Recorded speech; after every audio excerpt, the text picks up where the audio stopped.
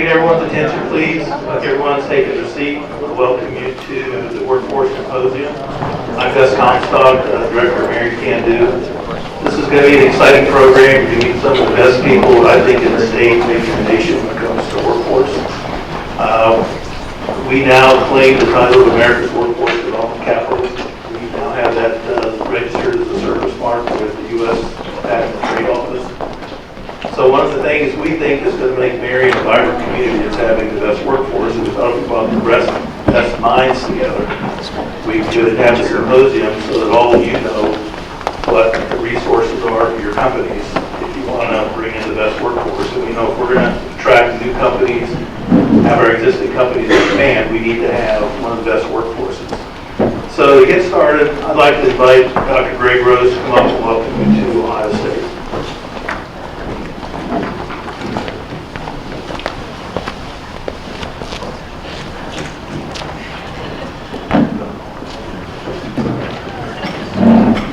Thank you, Gus. Welcome to the Marion campus. As you know, it's the home of the Ohio State University of Marion and Marion Technical College. Dr. McCall is not available today, so I bring greetings from him here as well as from me. We're very happy to have you on campus here today. Outside there, as you saw coming by, is a large Marion Technical College vehicle that helps with workforce training. Some of you have seen it. I don't know. Bob, is it going to be open for walkthrough at some point? Okay, good. So please take that opportunity. I also should mention along the back wall there, we have representatives from Ohio State, Marion, and Marion Technical College. If you've got any questions about educational programs that might be a logical continuation from what the conversation is today. And of course, we've got the MAWAC group helping to build that in the community also. I also, since I've got the floor and the microphone, want to mention that beginning this autumn, the Ohio State University of Marion will be offering a 4-year degree in engineering technology. So it'll be a brand new degree. All of it will be here in the community. It's really intended to kind of bridge the gap between the individuals that are managing activities on the floor and the individuals that are designing what's built on the floor. And so we've got some flyers in the back there about that program. I'm sure Marion Tech has some flyers about its engineering technology and other programs. So there are a lot of educational opportunities available here on this campus, as well as the other conversations you'll be hearing about today. So welcome to the Marion campus. We're glad to have you here. A couple other quick notes. I want to remind you that in the last 5 years, there's been over $500 million of investment in Marion. That's something we should all be very proud of. Companies don't make those decisions lightly. It was led by the $125 million that Poet invested in their plant, $85 million at Newport, and the list goes on and on. I want to thank Dr. Irusi and his food services team led by Winnie Brewer for what I think is a fabulous breakfast this morning, so we can give them a hand for that. I specifically requested the fruit parfait. I mean, aren't those things? So I'd like to introduce Dr. Shelley Dason. She's the administrator for MAWAC, and she's going to tell you a lot more about that, which I think is a huge resource. It used to be, if we met with a company, you couldn't invite all 5 school districts to a meeting, but now it's, when we meet with companies, we have one resource that we can reach out to all the school districts. Welcome. I'm Dr. Shelley Dawson. It's very nice to meet all of you. It is a pleasure to be here and to represent all area school districts and the business leaders here in Marion County. I will be the contact, the face of MAWAC, and you're probably thinking, what is MAWAC? And honestly, just recently, we have finally decided that we're going to pronounce MAWAC, because we've heard it all pronounced MAWAC and MOWAC. It is MAWAC. So you will hear that often, and you might even hear me say it wrong because I'm still in the learning phase as well. But what is MAWAC? MAWAC is the Marion Area Workforce Acceleration Collaborative. We have all of the superintendents here in Marion that I would like to at least stand up and acknowledge. You don't have to speak right now, I won't put you on the spot, but if you would just stand up so people can recognize you. I have Jennifer Adams with Pleasant, and Lane Warner with Elgin, Adam Wickham with River Valley. Is Adam here? Mr. Britton with Ridgedale. I don't think Bob Britton can be here today. And Mr. Ron Arlucci, Dr. Arlucci, I know he's here. And Mr. Spellman with Tri Rivers. Is it Spellman or Spellman? Spellman. Also, I want to thank Dr. Rose and Dr. McCall for hosting this today here. It's a big pleasure to be here, and I am really impressed with the turnout. Also, I would like the rest of our members in MAWAC to stand as I introduce. With Can Do, I have Gus Comstock, that you've already met. Roxanne Summerlot with Marion Job and Family Services. And Mr. Carberry, Mr. Matt Carberry with the Chamber of Commerce. And then I have Mr. White with Star Turbine. Is he here? Sick. Okay. And I know that Mr. Petrie with Sika, he is on a business trip this month, so he couldn't make it. But how about Mr. Bobby Gay with Sakamora? Thank you for coming. And Mr. Vogel with Lehman Damon. And Mr. Fox with Poet. Hopefully I didn't miss anyone on our group. Okay, thank you for coming. And later on you will get to hear from some of them. So MAWAC, just to go into a little bit, we are a school business advisory council. Our goal is to make that alignment between businesses and schools clear down to the kindergarten level, believe it or not. In kindergarten through grade 5, we have career awareness activities. Grade 6 through 8, we are developing career exploration avenues and activities and hands-on experiences for our students at that level. And in grades 9 through 12, we hope to, and we do have some, but we're hoping to develop even more career pathways that either enhance what's happening over at the Tri Rivers Career Center or help out and provide students with multiple avenues that they can go down, because it is our job as educators to make sure that we are focused on the 3 E's. And the 3 E's are the employment for career readiness, enrollment into higher education, and then also enlistment. So it's very important that we have a focus on all 3 and not just one area of higher education.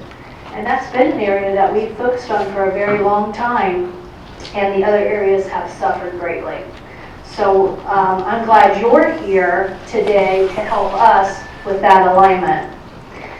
Some of the helpful areas that you could be thinking of today might be in some of the areas of job shadowing, mentoring, providing internships and apprenticeships, career counseling. How about promoting the Ohio Means Job website? That's a big thing for the educators, especially starting in grade 6 through 8. Informing the curriculum. I was just sitting with the superintendent, Mrs. Adams, yesterday, and it has been a very big eye-opener for me as an educator, because now I'm not just thinking through the lens of the education side, but also the business side and how we can connect the two.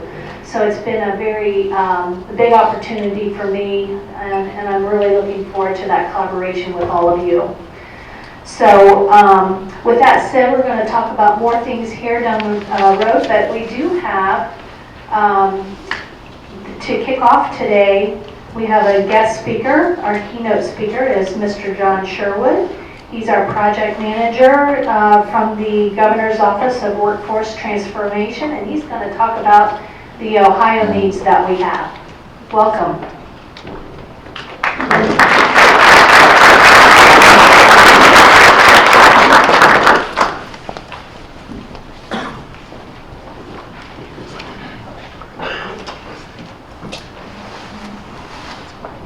Good morning, everyone. Appreciate you taking the time and coming out this morning. I appreciate you having me here on behalf of the governor's office and specifically Lieutenant Governor Husted to talk a little bit about the current workforce initiatives that we have going on at the state level in the state of Ohio. I send my apologies on behalf of Lieutenant Governor Husted that he could not be here himself today, so you get me. But Lieutenant Governor Husted was previously scheduled an event on the west side of the state, and at the right time this morning, he will be announcing a important initiative that we'll talk a little bit about today in our presentation. So I can't break that news quite yet. I gotta let the Lieutenant Governor do it first, and then we can talk about it. But this morning, I wanted to take some time first to talk a little bit about the trends and the factors that are guiding our thought process at the state level and guiding some of the work that we're doing. And then I also want to provide some brief updates on the initiatives that we have and talk a little bit about how this community can better partner with that. Before we get into that, I did want to mention, I appreciate the tagline that Gus mentioned this morning. What was it? Workforce Development Capital of the World? America's Workforce Development Capital of the World is coming soon, right? There we go. But I truly believe that, and I've been involved with initiatives in this community in the past. And so whether it's the collaboration between Ohio State Marion and Marion Technical College in the area of engineering technology and providing that pathway for students in the community, or whether it's the mobile lab out here that's going to businesses and providing that incumbent workforce training, or whether it's some of the great work that's going on in the K-12 space in this community with Tri-Rivers and the other school districts. We truly do believe at the state level that Marion is a best practice in this area. And so our goals are first to support you all in the great work that you're already doing and help you to grow and scale that. And then to be quite honest, we want to steal some of your good ideas, steal some of your best practices, and share those with other communities in the state so that we can grow and prosper on the basis of our talent at the statewide level. So I'm here on behalf of Lieutenant Governor Husted in the Governor's Office of Workforce Transformation. The Governor's Office of Workforce Transformation, our mission is to connect Ohio's business, training, and education communities to build a dynamically skilled, productive, and purposeful workforce to strengthen our state's economic advantage. And we think in our office a lot about how workforce development is economic development. Workforce development drives economic development. And so our role, and we are formally directed by Lieutenant Governor Husted, our role is to coordinate with the 17 state agencies in Ohio that run workforce development programs. We recently did a scan in late 2019, and we had 17 state agencies doing about over 200 workforce development programs in the state of Ohio, and that aligns to about a $900 million investment of state, federal, and local funds for workforce development. So our team's role is to make sure that those activities align, avoid duplication where appropriate, and are all working towards the same strategic goals for Ohioans. Before we get into some of our initiatives, I want to talk a little bit about two trends that are greatly affecting everything that we do. All the programs that we think about and work with the agencies to develop are affected by two things, and those are demographics and technology. Demographics and technology are having a huge impact on the state right now, and will continue to do so over the next several years. And so we want to capitalize on that opportunity where appropriate, and we also want to work to develop programs that help us deal with some potential weaknesses that we might have.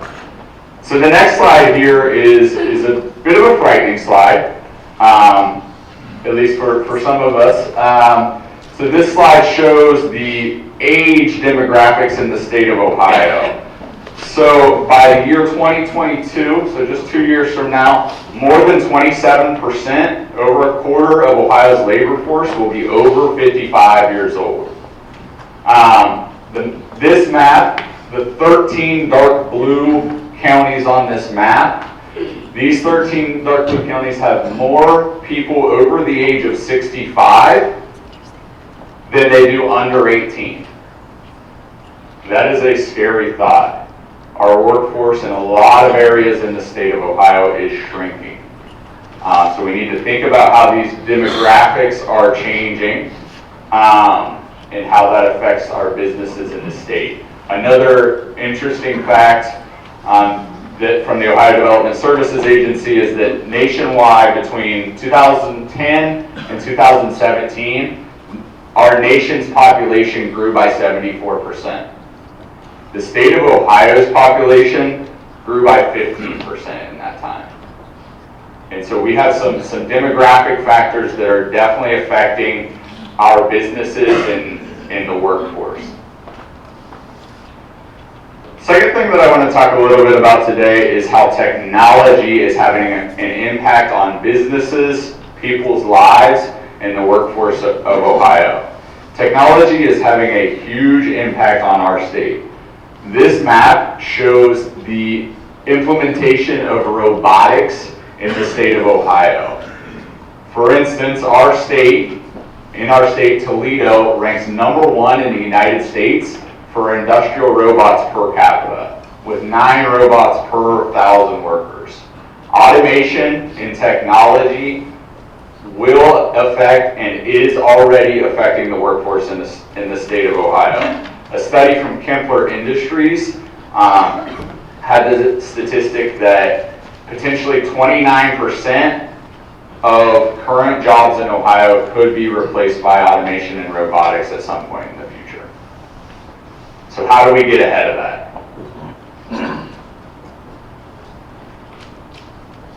If we want to take a look at an international perspective to how automation and technology are affecting the workforce, automation isn't just having an impact in the United States, it's having an impact internationally. It is estimated that between 2019 and 2021, the growth of industrial robots will accelerate on an average of 14% every year. And McKinsey Institute estimates that AI and robots could eliminate 73 million jobs in the U.S. by 2030. This will most certainly affect Ohio if we don't do something to counteract these trends.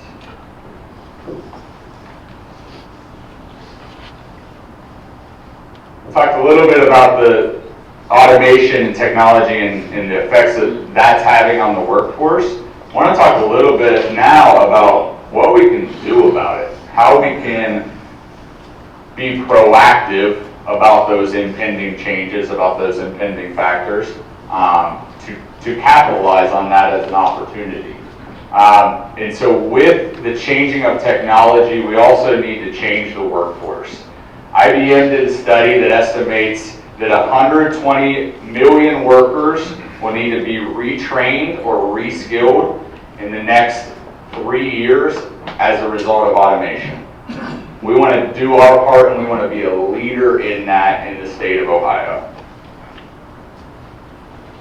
Additionally, IBM told us that we know workers need to be reskilled, but when IBM asked CEOs from large companies in the state of Ohio what they were doing about this impending change, and CEOs agreed that the people were the #1 way to accelerate performance, only 50% of CEOs said that they were doing something in the lines of upskilling and reskilling. So from Ohio's perspective, we want to develop programs and encourage businesses to be proactive and take steps to improve here. So we talked a lot about scary stuff, right? That was the doom and gloom part of my presentation. So now let's talk about how the state of Ohio can help and how we can work together to address some of these factors.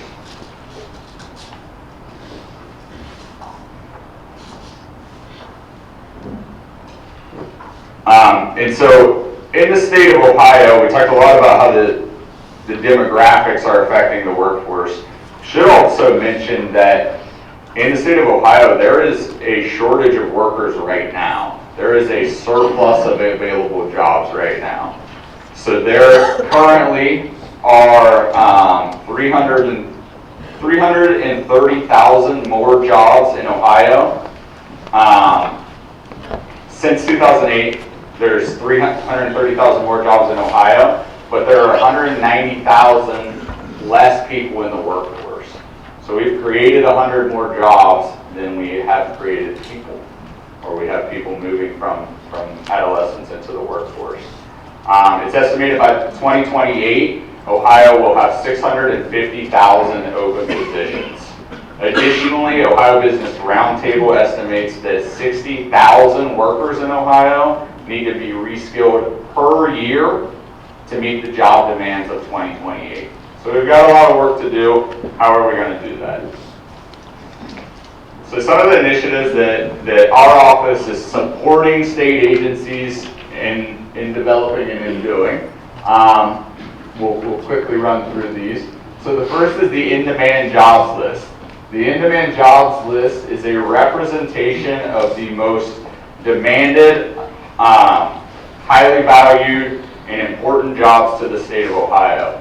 In late 2019, we re-released this list to reflect the changes in the economy and the changes in the workforce over the past 2 years. So this list now includes 229 total jobs. That is a reduction from 236 jobs in the most previous list.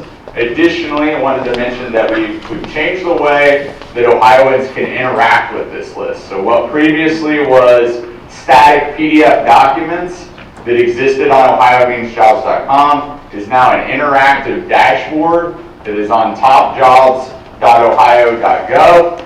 That Top Jobs website allows students, job seekers, career counselors, guidance counselors, policymakers, economic development folks to sort those top jobs by the number of openings, the size of the workforce, the anticipated salary, and the education requirements. This interactive dashboard, if you haven't checked it out already, and this is linked, you can get to this website from OhioMeansJobs.com. This interactive dashboard is an example of the way that the Lieutenant Governor's office is coordinating with our sister office that's also directed by the Lieutenant Governor, Innovate Ohio, to improve the digital customer experience for Ohioans.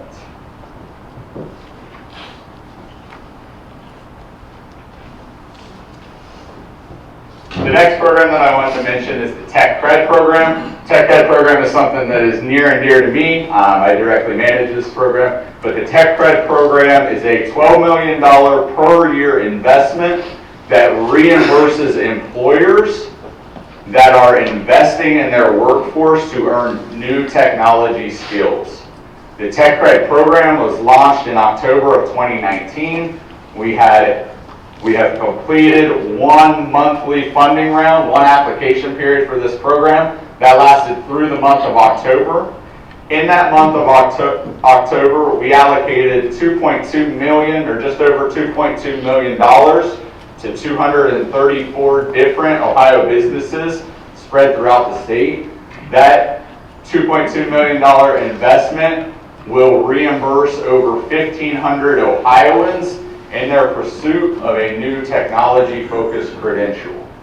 The Tech Cred program, like I mentioned, is an ongoing program that will have multiple funding rounds throughout each fiscal year.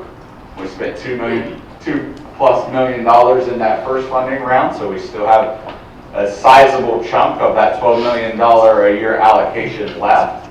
And we are in the midst right now of an open funding round.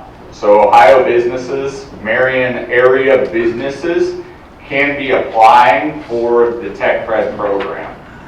The current open application period ends January 31st. So if you are a business and are looking to invest in your workforce through technology-based training, I would encourage you to check that out. I should also mention that when I say technology-based training, we are thinking of technology as it affects all industries. So it's not just data science and cybersecurity and Ruby on Rails programming. I don't know what Ruby on Rails programming means, but I heard it in a meeting the other day. We also know that CNC programming or robotics or PLCs or automated systems in the distribution network or CAD programming in a construction environment or geographic information systems in an agricultural environment, drones in an agricultural environment. Technology is affecting all industries, and tech credit can reimburse businesses for training in all of those industries. So if you haven't checked out the website for the program yet, the website is techcred.ohio.gov, and we are accepting applications now. The next program that I will mention is another state investment that was put into this year's or 2019 state budget. That is the Ohio's Industry Sector Partnership Grant. Ohio's Industry Sector Partnership Grant helps fund partnerships between business and education within specific regions where businesses, oftentimes competitors in the same industry, are collaborating to work towards common workforce-related goals. Depending on what time it is right now, this program may not be open, but if you keep your eyes out in the news cycle today, there will and may be an important announcement for this program today. So I encourage you to check that out later today. This program will be a competitive grant program where communities can compete for a portion of that $2.5 million each year. And we want to, with this investment, we want to accelerate or help to accelerate some of the great work that's already going on. We know there's a lot of good industry sector partnerships that currently exist. We want to help fund that and help you scale what you might already be doing.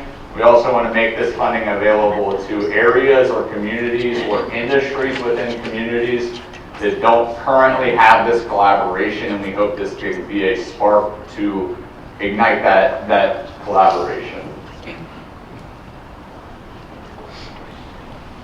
The next investment or program that I wanted to mention was the, again, state-funded investment to look to increase industry-recognized credential attainment in the K through 12 space. So in the last state budget, there was a $25 million a year investment to help more high school students earn industry-recognized credentials. This $25 million a year will be spent or will be used in 3 different ways. The first is to take the cost burden of certification testing off of students and families. So the state will use part of this money to reimburse districts who are paying for certification testing costs on behalf of their students that are in career-focused education. The second way that this funding will be utilized is that school districts in the state of Ohio can compete through competitive grant application process for a portion of this money that will allow them to start up new credentialing programs. So districts can compete to use that funding for new labs or improved labs or helping to professionally develop their teachers. If it's an area, if you want to take your math teacher and help that math teacher with some software development work so that they can become your computer science teacher, that type of funding can be used for that. And the third way that this investment in high school career credentials can be used or will be used is to incentivize school districts where students are earning prioritized credentials. And so this is the Innovative Workforce Incentive Program. And there's information on the Ohio Department of Education website about that program. That program will provide incentive checks to school districts where students are earning credentials in priority sectors that we know lead to high-wage jobs and careers. So I would encourage districts and folks to check that out. The next investment that I'll mention is an increased investment in a program that has existed for some time. The Choose Ohio First program is a program that is aimed to keep Ohio's top talent in the state of Ohio when they go to college. And so instead of having our top talent go outside the state for college, we hope to use this funding to keep them in college here within the state at one of our great universities like the one we're at today. This program has existed since 2008, when Lieutenant Governor Husted worked to pass it as the Speaker of the House. In this state budget, there was increased investment in Choose Ohio First, an additional $12 million per year in that program. Recently, in late 2019, we announced that a portion of this funding was released to universities and community colleges in the state, specifically to support computer science education. So there were 20 plus universities and colleges in the state that received a portion of this money to grow their computer science programming and to support student achievement and student progress in those areas through scholarships. The next thing that I wanted to mention that we kind of talked about earlier this morning is the Ohio Means Jobs Readiness Seal. So I talked a lot about how the state can help folks get more technical skills, more hard skills, if you will. I don't like the words hard and soft skills. But we talked a lot about how folks can learn more technical skills or increase their technical skill attainment. We also, through our conversations with businesses and through our conversations with folks such as yourself, completely understand the value of professional skills or character skills or soft skills, if you will. We understand that someone can be the best Ruby on Rails programmer in the nation. If they don't show up to work, they can't get along with the person sitting next to them, and they're unreliable. Doesn't matter how good they are at programming Ruby on Rails.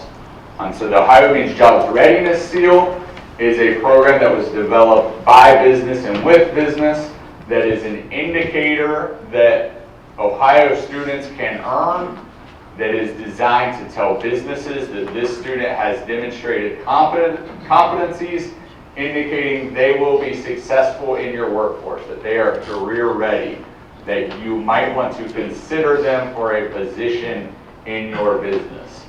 So for my education friends in the crowd, if you're not already engaged in the Ohio Means Jobs Readiness Seal and encouraging students to pursue that path, I would encourage you to get on the Ohio Department of Education or OhioMeansJobs.com and take a look at that program. And for my business friends in the room, if you're looking for young talent, specifically coming directly out of high school, I would encourage you to explore the Ohio Means Jobs Readiness Seal. Talk to your local school district about how that can be an asset in your hiring process.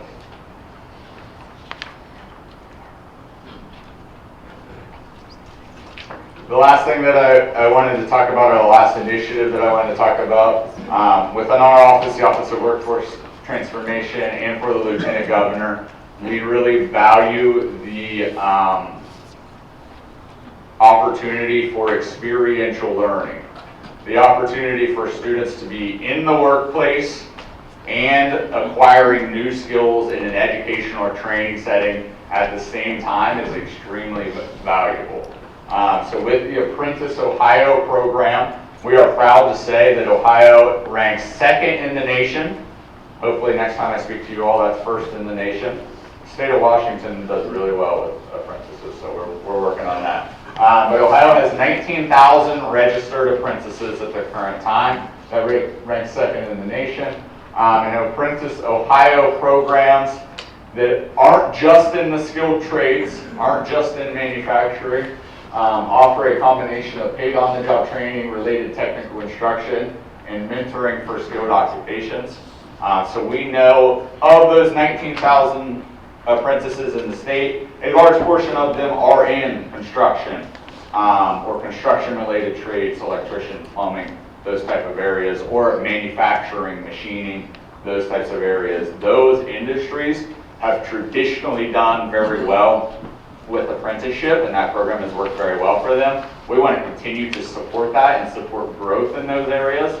We also want to consider how the apprenticeship model or an experiential learning model, whether that be a co-op or an extended internship, can benefit students in other industries or other disciplines. And so we're thinking about how coupling work experience and computer science with computer science education, or even in the healthcare space. We've seen some new STNA or nursing apprenticeships pop up within the registered apprenticeship model. And we think that can be extremely valuable in terms of skill and competency acquisition for the student.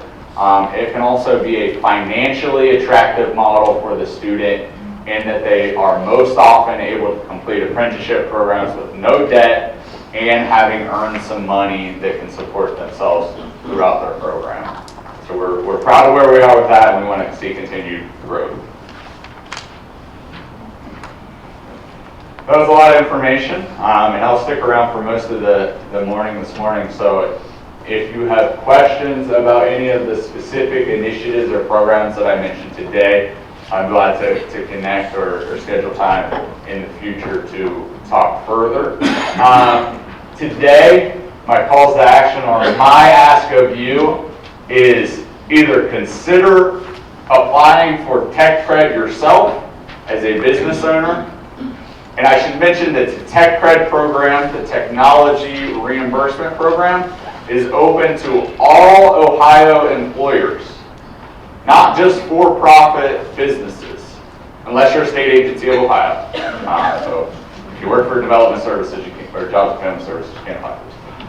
But if you work for the city of Marion, or you work for the county, or you work for a local nonprofit, a school district, a university, a community college, you can be reimbursed by the state of Ohio for investing in your workforce. That workforce is equally as important as the for-profit workforce. And so if you're connected to a business in the state of Ohio and you have folks within your organization that need new technology skills or could benefit from new technology skills, I would encourage you to check out the techcred.ohio.gov website and program. Additionally, if you are an education or training provider, this program can help you with your business-to-business outreach and business-to-business development. If industry folks know they can be reimbursed for their initial cash outlay, they might be more willing to purchase training and purchase services from your training organization. So I encourage you to take advantage of that as well. And like I said, I would also encourage you to keep an eye out today for information about the Ohio Industry Sector Partnership Program and to think about how the Marion community can utilize some of that funding to become the workforce development capital of the world, right? Thanks, guys. I appreciate your time today.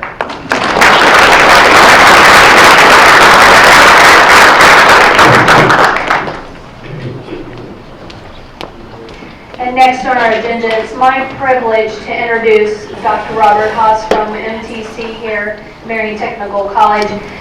He now has a very long title as of January of this year, so I'd like to introduce him as the Chief Strategy Officer and the Interim Vice President for Academic Affairs and Student Services. Welcome.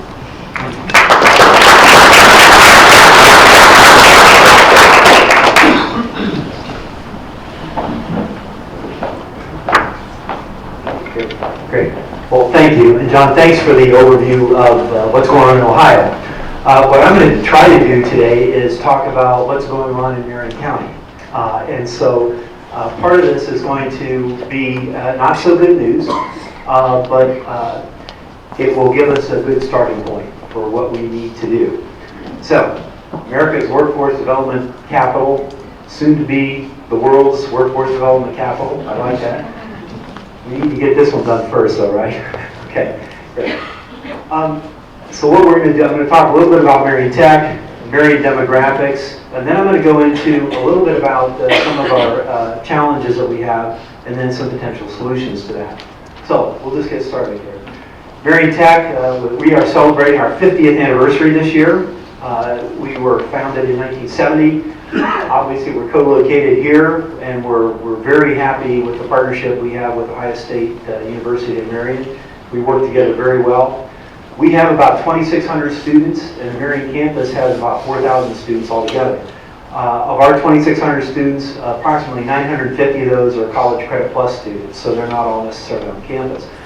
How many of you think about Marion and think Marion's a college town?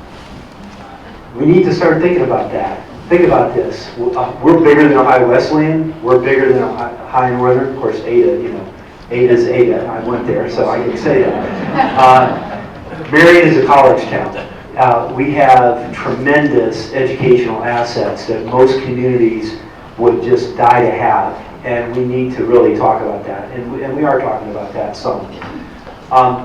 Marion Tech's mission is grounded in careers. Even students who come to us to transfer still eventually want to get a job somewhere. So why do people go to college? So they can get a job, get a better job, and so on. So our mission is focused on careers. It has been really since we started. This is a little bit about Marion County. As John said, the population is aging. There's more of us in my age category than there are in some others. Marion Tech subscribes to a service called MC. It's an economic modeling service. There's other services that provide the same kind of information. But the bottom line is this. The projected 25 to 64-year-old workforce over the next 5 years in Marion is expected to drop by about 2,000 people. Okay? Good news? Not good news, right? We're trying to attract business. Our workforce is shrinking a bit. We have to figure out what we're going to do about that. The other thing I'd like you to keep in mind as you're looking at some of this data is that this data is available to anybody, any company who is considering locating in Marion. It's not some secretive kind of thing that only a few of us can get. So this is, in some ways, is how we look to the outside world. We have to at least be aware of that. I was at a presentation yesterday evening at Union County. Union County's 25 to 64-year-old workforce is expected to grow by just under 2,000 people in the next 5 years in the same time period from this same service. This is sort of a sobering slide. It talks about the educational attainment level in Marion County compared to our neighbors immediately to the south, Delaware County, and also then the state of Ohio, and then national. I want to be very clear about this. This does not mean that Marion County educational institutions are doing a poor job, but it does mean that potentially the people who we're educating are choosing not to stay in Marion County. So the educational attainment level of Marion, you can see we do really well in the high school diploma, but that's because everybody else has higher post-high school educational attainment. That's what's going on with this. This chart might show this a little higher. The orange represents the percentage of citizens in each county, in each of those areas, Marion County, Delaware, Ohio, and the national, who have an associate degree or higher. Now, a lot of times you hear that represented as a bachelor degree. I'm from Marion Tech, so we're going to count associate degrees as meaningful. 19% of Marion County residents have an associate degree or higher, according to this MC service, compared to 59% in Delaware County, 35% in Ohio, and 38% nationally. This does not necessarily speak well for Marion if you're a business looking to come into Marion. We have to be aware of how we look. Okay, so that's the demographics. I don't want to depress everybody, so we're going to skip to a different topic at this point. The other thing that is important to keep in mind is that the number of jobs in Marion County over the next 5 years is expected to grow by about 4%. Our working age population is expected to shrink by 2%. The number of jobs is expected to grow by 4%. This is a little math question. Can anybody tell me what our projected deficit would be in the next 5 years? It's a little tricky because you have to kind of subtract a negative, and all that. Anybody want to take a shot at it? We have educators in the room. Jobs up 4%, working population down 2%. What's the gap?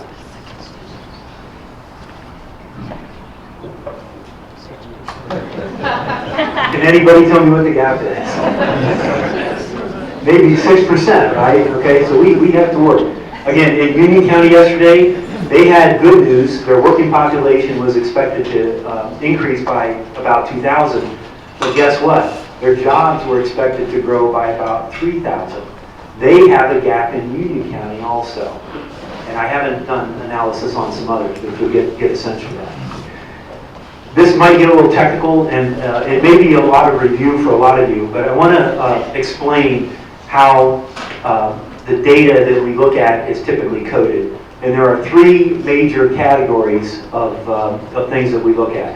One is called a NAICS code. NAICS is the way that the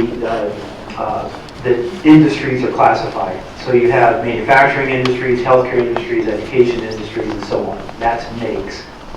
SOC is the occupation code that's classified.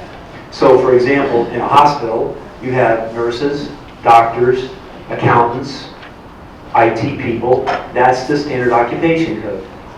CIP is the classification of instructional programs. That is what we do from a college perspective and a school perspective. Ideally, we prepare with our instructional programs people in certain occupations who can then go to work in certain industries. Okay, you get the sense for that? The idea is then that those will all be aligned, that we're not preparing, to take a term out of Marion's past, we don't have an instructional program in buggy manufacturing because there's no occupations or industries for buggy manufacturing prepared people. So we want to align what we do with what the needs of industry are. In Marion, now we're looking at the industries in Marion. And what this slide is showing us is the number of jobs on the left in the dark blue and the earnings per worker on the right in the light blue. So what you can see is manufacturing, pretty good. Government jobs in Marion, healthcare in Marion, retail trade. I don't know that any of this would surprise us very much. Potentially wholesale trade, few jobs but relatively high wages. Manufacturing, our average wage is just over $60,000. It's about $65,000, $66,000 in Marion. That's the average manufacturing wage. Union County, about $10,000 more. Just to give you a sense of how, what's going on with that. If we look at, in Marion, if we look at the highest paying industries, this gets a little goofy because if you had a 2-person firm in Marion County and those people both made $200,000 a year, this is going to show that they are really high paying, but there's not very many people employed. So you have to be a little careful with this, but it gives you a little different look at what's going on with jobs versus pay.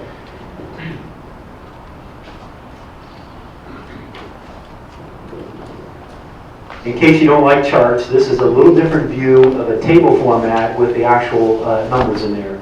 And basically, what I did here was I pulled out the age 55 and over workers, again, to try to give us a sense for how many people may not be working in the next few years, to get a sense for what kind of work we have to do to prepare people to take those jobs. The other thing that this chart shows is that Marion has a relatively lower cost of living. So if you just take a look at that very top line, manufacturing job in Marion is $63,000 a year. There's a cost of living index though of 0.89, basically 89%. Basically that means that a $63,000 job in Marion is equivalent to a $70,000 job if our cost of living was the same as everybody else's. Does that make sense? I don't know that that's a recruiting tool that we can use, but it's a fact that I think we have to be aware of. Our cost of living here is lower, so you might not have to make as much here to do as well as other people in other communities. That's the bottom line of this. Okay, here we go. Top jobs by occupation. Production occupations. Now I've flipped from that makes code by industry. Now we're looking at the occupation codes by what people do at the industries. So the top job in Marion is production occupations. Again, not surprising. Look at what is expected to happen from a change standpoint, though, between now and 2026 in this case. Pretty flat for production jobs.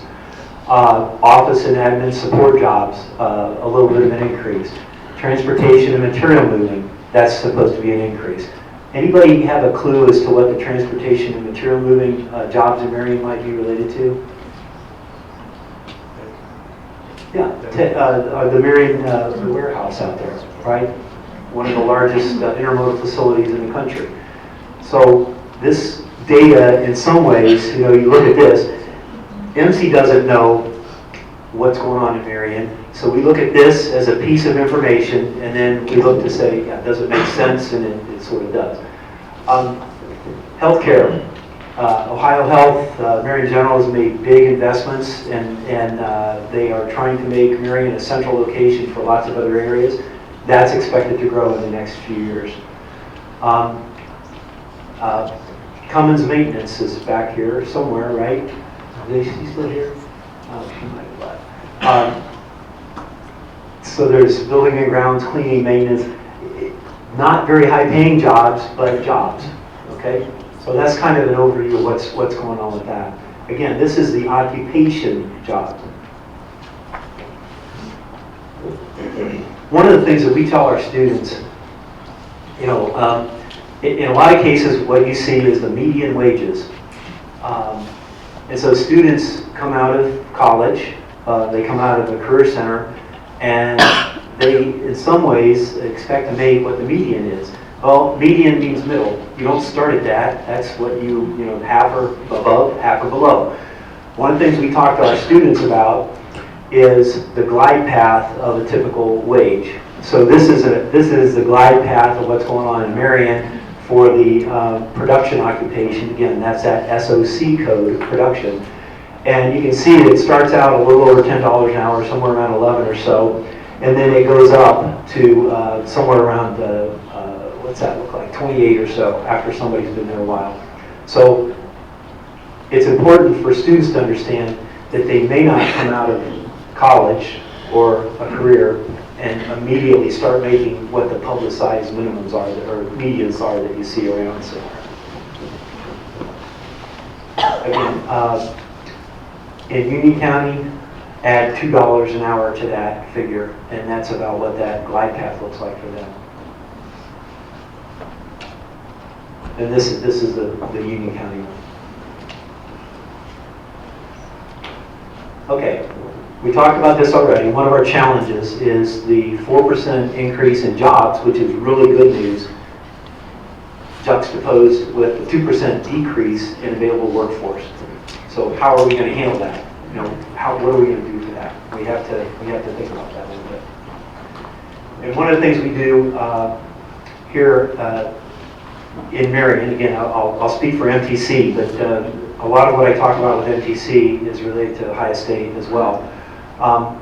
We offer the associate degrees, incumbent worker training, career services and testing, and actually we have a couple of career services folks in the audience right now. I'd like to have you stand real quick. Christy is career services from Marion Tech since January 1st. Danielle supports career services from Marion Tech. Jane with Ohio State does career services. So our education institutions have invested in people to help understand what industry needs and also then help our students find out how to get jobs there and so on. The other thing that we do, I think, really well, and it's MAWAC, right? Not MAWAC or anything like that. Okay, so MAWAC, which is what I thought it should be from the beginning, so I'm glad that you settled on that.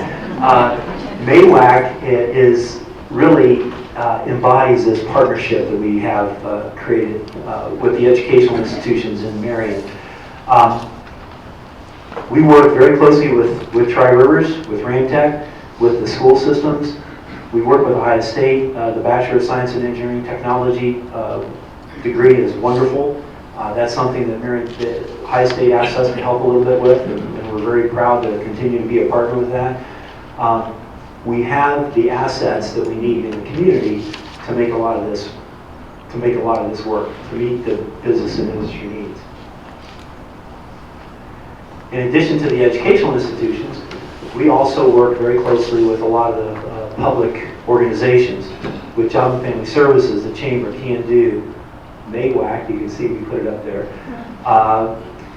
It's going to take that to help us understand and overcome our challenge. That's very important. We have to be engaged with industry from an education standpoint. We're the CIP providers. Remember the classification and instructional program. If we aren't creating the programs that industry needs to fill the occupations that are in that industry, then this is not going to work. We have to be clued into that in a very laser-like focused fashion. I think that regionally with Ohio State and with Marion Tech, we're nimble enough to create those kind of programs that are needed.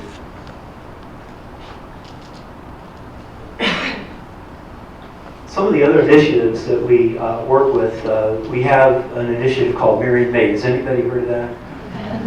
Good. Vicki Branson is working with Marion Tech now. She is spearheading the MAWACmade effort, which started as a brainchild of several people, including Dean Jacob, who's also in the audience today. MAWACmade is an effort to celebrate what's going on in Marion, what has gone on in the past, and what's going on in the future. And we're very happy at Marion Tech to be a big part of continuing that. We also have a business competition called The Forge. A few years ago, Gus brought in a gentleman by the name of Bill Lafayette from Regionomics. Bill did an analysis that showed that Marion is utilized in a number of small business and entrepreneurial firms.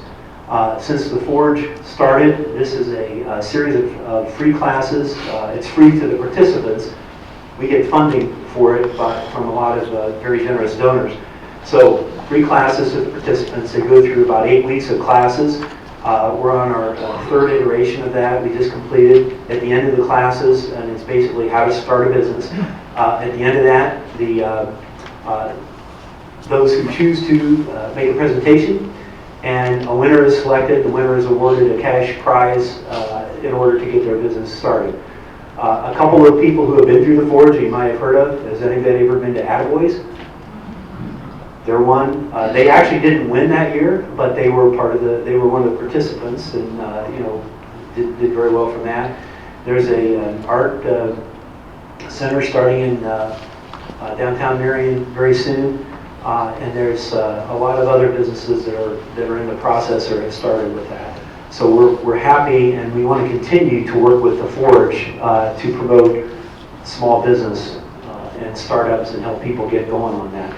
We actually are starting later this spring Forge 2.0, which is to take people who have established businesses, provide them some training. It won't be necessarily a cash prize at the end, but take them up to the next level. So now they've been running for a while, what do they need to do next? Now we have full associate degree programs to do all of that, but we recognize that not everybody has the time to do that. So The Forge is structured as a 1 night a week, 2 or 3 hours at a time. Just come in and work with it. So if you know anybody who's interested in that, stay tuned on that. Again, the purpose of education is to make sure that we are hitting the sweet spot between what industry needs, the occupation industry needs, and the instructional programs that we offer. So we have this, ideally, if we are doing our job, we're in the middle of that, and we're providing education whatever form it takes, whether it's a degree or workforce training or whatever, to help industry have qualified workers.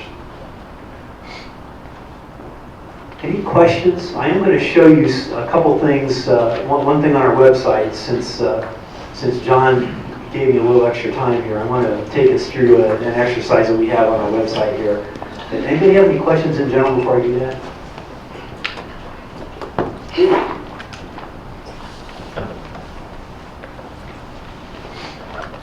Okay. Yeah. One thing I think to point out, when the Census Bureau tracks college degrees and associate degrees, the one thing they don't track are the work certificates. Right. So people might have a FANUC or a robotics certificate, those don't show in the data. Yeah, that's right. That's right. And they aren't real keen sometimes on associate degree tracking.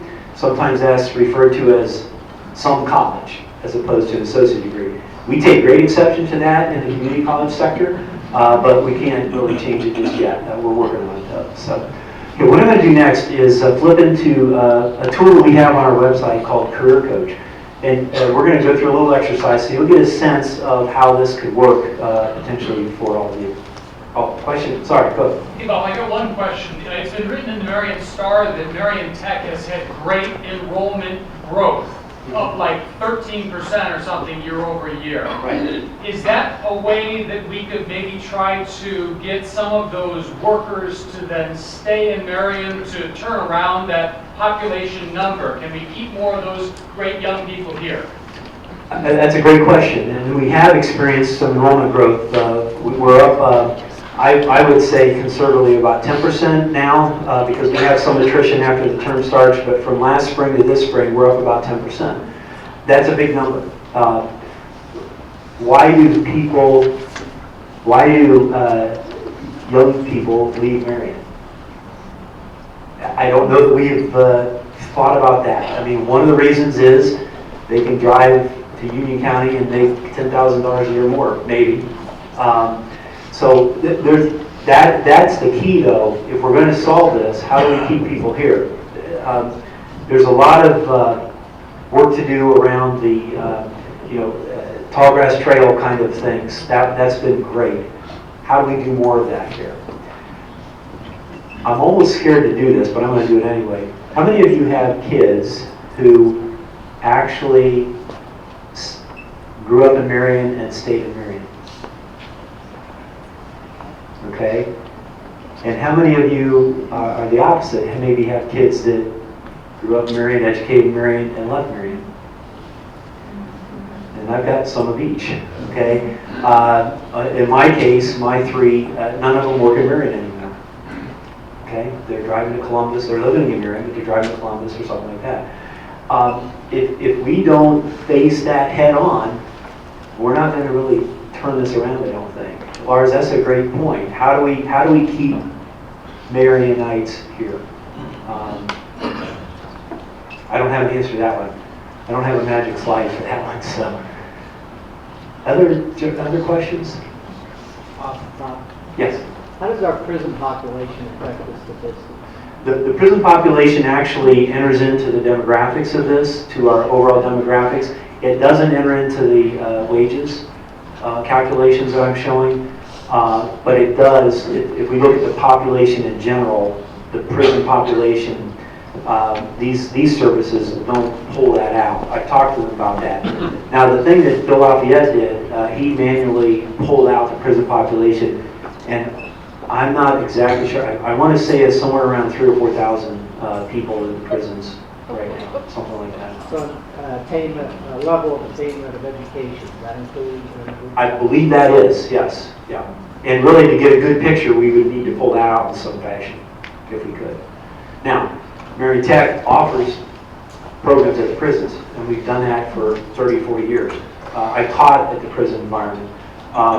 We actually just applied for a grant to help us do more in the prisons, basically. And the state just now is allowing us to offer full associate degrees in the prisons. We're just implementing that program now. So there may be some turnaround to that. It takes a while to catch up, though. But that's a good point. You have to keep that in mind. Yeah.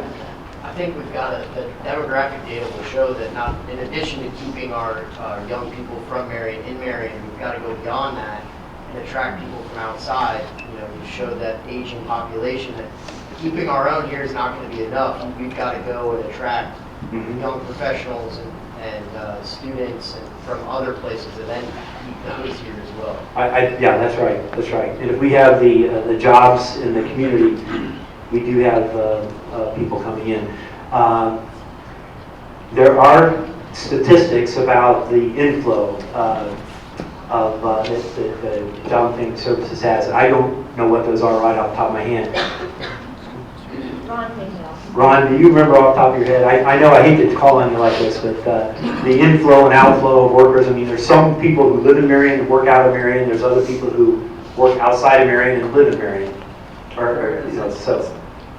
Not quite half, probably about a third of the workforce commute outside of the county to work. Okay. And that's something that maybe we should focus on too. Why are they commuting out of the county? We have those jobs. Yeah, yeah. So is it reasonable to conduct a campaign about why are you driving outside when there's jobs available here or something like that? Yeah, that's good. Yes. With the Made in Marion Manufacturing Day, our business had a great outcome, meeting students throughout the whole day. And a lot of the kiddos made them realize that we were here in Marion. Are there other future opportunities that you're thinking about reaching out to the students sort of like that day? Or? Well, we're going to do that again. So Danielle, you know that, right? Yes. Okay, yeah. Okay, good. So we are going to do the Made in Marion Manufacturing Day again, and we're open to sponsoring those other kind of activities. This is, I think, a very long-term kind of a challenge that we have. It's not going to be solved by one event this year and then nothing else. It's going to have to be a continuing effort, I think. But that's good. I'm glad that you had a good return or a good outcome for that. We're going to make a few changes for that next year. Possibly look at the hours and the ages of the students. We did a survey afterwards, and some people think that possibly the students maybe were a little young. Some of them. On the way out, you'll get a chance, if you want to run through our mobile lab real quick. The mobile lab is designed to be a training lab, but it also can be used for marketing. And so when it's not training, we want it out to use for marketing. And we got a lot of good responses from that there too. So, yeah. Right now, enlistment, we think that's a very important thing. All those kids that are going out, they're not living in Marion County, but they're enlistment. So how does that count? Yeah. The question was, how do we count those who enlist in the service? And the answer is, I don't know. So I don't know how that. My oldest son still has an address. He lives in D.C., but he's got still uses his home address. Oh, he does. Does that count? Most of this information is based on the employer's filed information. So the employer is going to file that information based on where the employer is. So probably that would not count, I would guess, if I had to guess. It counts. What? It counts. It does count for Marion County? As So, long as they're residents, you can opt to change their residence. If you don't change that, you are counted where you came from. okay. It's like I'm still a resident of Chesapeake, Virginia. Oh, okay. Yeah. Would you like to move to Marion? I've actually been thinking about it. All right, great. That's what we like to see. That's what we like to see. Good. Any other questions? Yeah. So the degrees and the certifications that are offered here, how many jobs do we have that would meet those education? So what kind of degrees are we offering within the two campuses that we don't have jobs for? Maybe that's why students are leaving to go out of county because we don't have all the jobs that they can graduate with a degree. I can answer from a Marion Tech standpoint. We actually track where our graduates end up working. We work with the Ohio Department of Job and Family Services to track that. And most of our students end up working in this area. Now, our service area covers more than just Marion County, so it might go a little bit beyond. But I think that we're really pretty well tuned in to the degrees that we're offering are really, the design of community colleges is that those are primarily local kinds of jobs.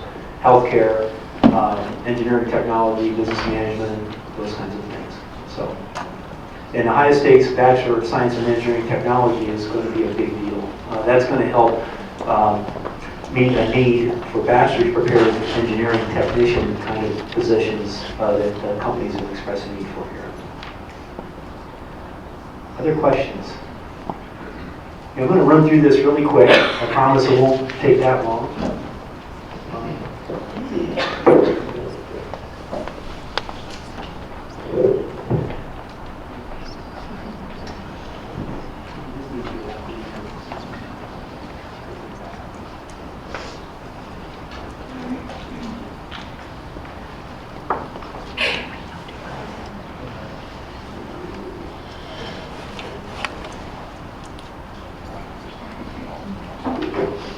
I always hold my breath when I type in mtc.edu over on this Ohio State system, so we'll see if it actually works. Yeah. Okay, so if you go to the Marion Tech website, mtc.edu, and then we have up at the top a thing called Career Coach.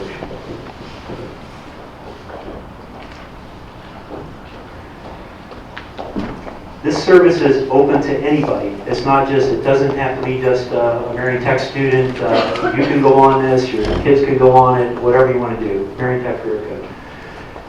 We'll take a career assessment. I'm guessing that we want to take the 6-question assessment and not the 60-question assessment, so that's what we'll do today. We'll take this as a group. And basically, the idea here is we want to try to get people some sense of, based on their answers, what a career path might be. Doesn't mean it's for sure or anything like that, but it's just a way to get started. So, you want to work with hands-on objects, work and play outside, use your physical. Strongly disagree, strongly agree. Where are we on this? Agree? All right. Observe, learn, analyze, evaluate, solve problems. Agreed? Express yourself creatively. Use your imagination or intuition. Where are we on this one? Strongly agree. All right. Inform, enlighten, help, teach, counsel, or cure people. Use your skills with words to serve people. We agree with everything. We want to do everything. Influence, persuade, lead, or manage. Reach your personal or organizational goals. Strongly agree, right? That's who we are. Now, this one I know is going to be strongly agree without question, right? Work with facts, numbers, use directions, all that kind of thing. Unsure. Okay, I like that. Okay. So, when we're all done with this, in just a few minutes, what we end up with is traits, and then potential career matches, okay? So, for example, in this case, we'll just pick health science. So what it's doing is actually, these SOC codes and the NAICS codes and so on are organized in a hierarchical structure. So the first 2 digits are the broad categories, and then as you get additional digits on it, narrows those down a little more. So what you're seeing here is broad categories and then narrowed down. So here, if we want to go into medical administration and support services, then again, you get even a further kind of a thing. And you get to, let's say, patient representatives. Now we get into, this is the median salary for a patient representative. There's 47 annual job openings. That's in the Marion area. That is very targeted to Marion. It's not a broad state number anymore. And then you can click on some other things and even get into programs and things like that. So if you want to go to job postings for those, wages, employment, and so on, this actually then just immediately clicks over to live job postings for those jobs. So it's a very easy way to see kind of what's going on with careers. And you can take the 60-question assessment if you want to get a little more detail on it. You can save this. This has a resume builder and things like that. It's a pretty good software for us. And actually, I want to give a shout out a little bit, not just because he's my brother-in-law, one of my favorite brother-in-laws actually. This initial project for us was funded by the Marion Community Foundation 6 or 7 years ago. So that's how we were able to get this service, and then we funded it internally since then. But if it weren't for the Marion Community Foundation, we may not have been able to get it to start with. And so it's important. They do a lot of seed planting. It's good stuff. So I see I'm just about out of time. So any other final questions? Okay, thank you very much.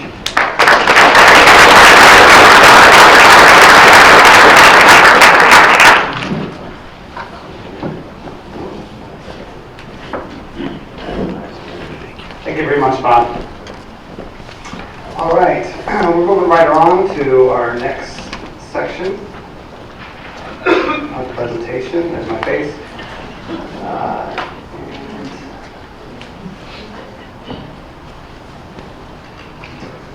All right, so once again, very, very happy to be part of this collaborative.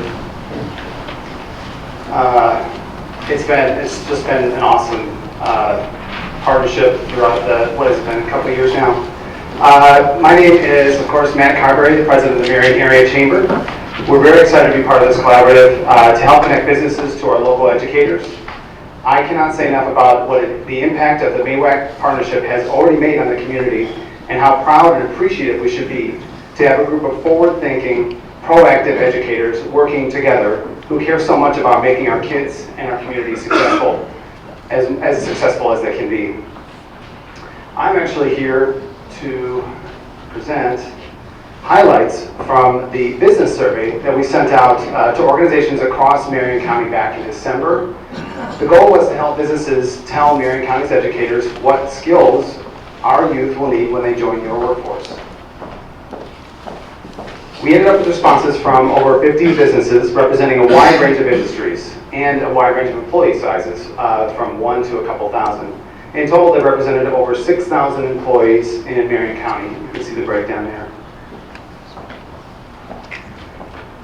We asked if any respondents had taken advantage of any external workforce development opportunities in the last year.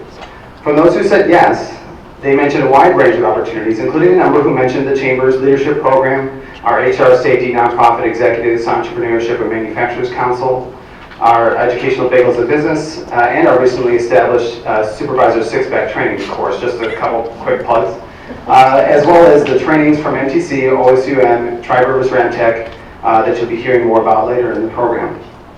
Obviously, the goal is to see that blue bar go way down. We then asked them to identify their key workforce development needs. And not surprisingly, sorry, John, soft skills, I know you don't like that word, and technical expertise were the number 1 and number 2 most requested need, with comments like the younger workforce is losing these soft skills, the need for improved work ethic, no reliability, lack of people skills, both in person and on the phone, low attendance, lack of basic measuring, cutting, using a level. One said, we need people to show up to work on time, pass drug tests, willing to follow instruction, and a desire to learn new skills. And finally, another said, young workers don't have soft skills, can't interact with one another, do not function well as a team, and lack basic job skills like timeliness, dedication to job performance, and an unwillingness to understand where a new hire has to start. They can't have their dad's job day one.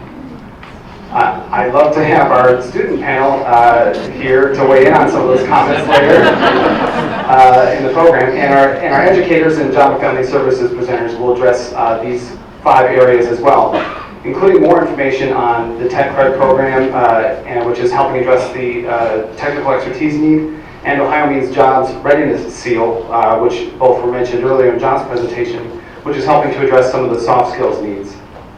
What I found interesting is that there were only 6% other. And what that tells me is that MAWAC has honed in on the 5 key workforce development needs.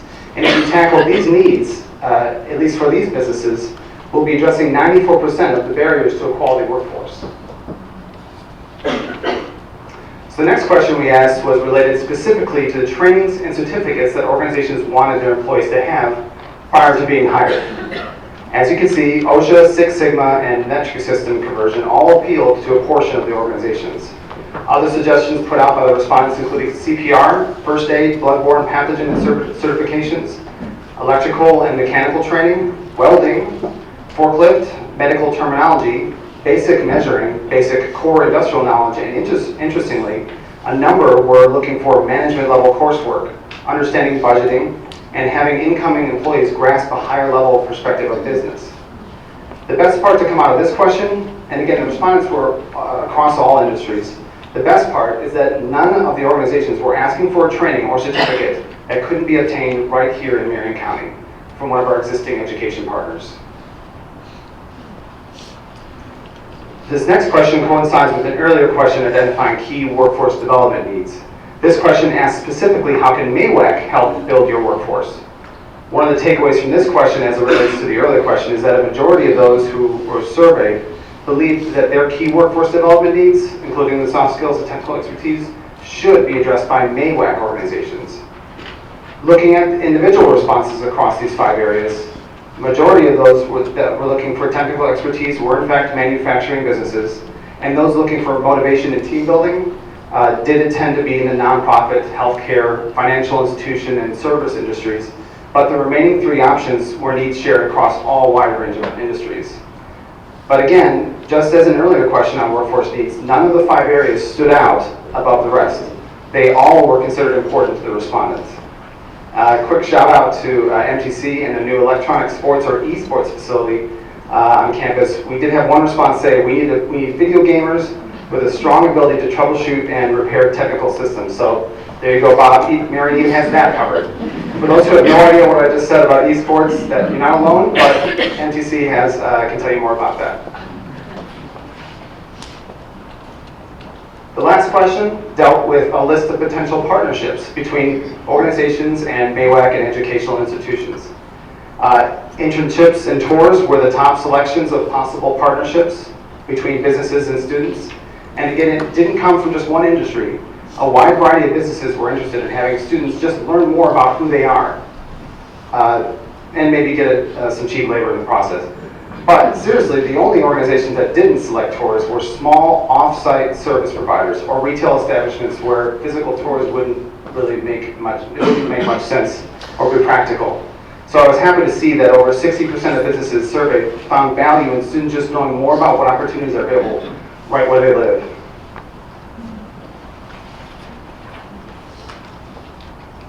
So, as it was mentioned earlier, but speaking of, the brand new Made in Marion Expo last October at the Coliseum provided that opportunity to our local manufacturers as part of celebrating National Manufacturing Month.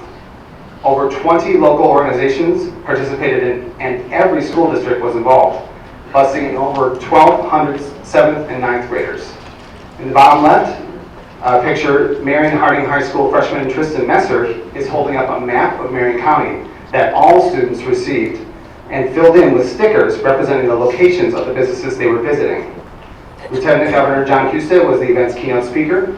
Students had hands-on experience with Tri-Rivers Career Center, Ramtech machines, MTC equipment, drones with VR goggles, and more. It was a fantastic example of the power of the MAWAC collaboration. I brought with me a quick video of the day provided by Mike Schenk at Snacks.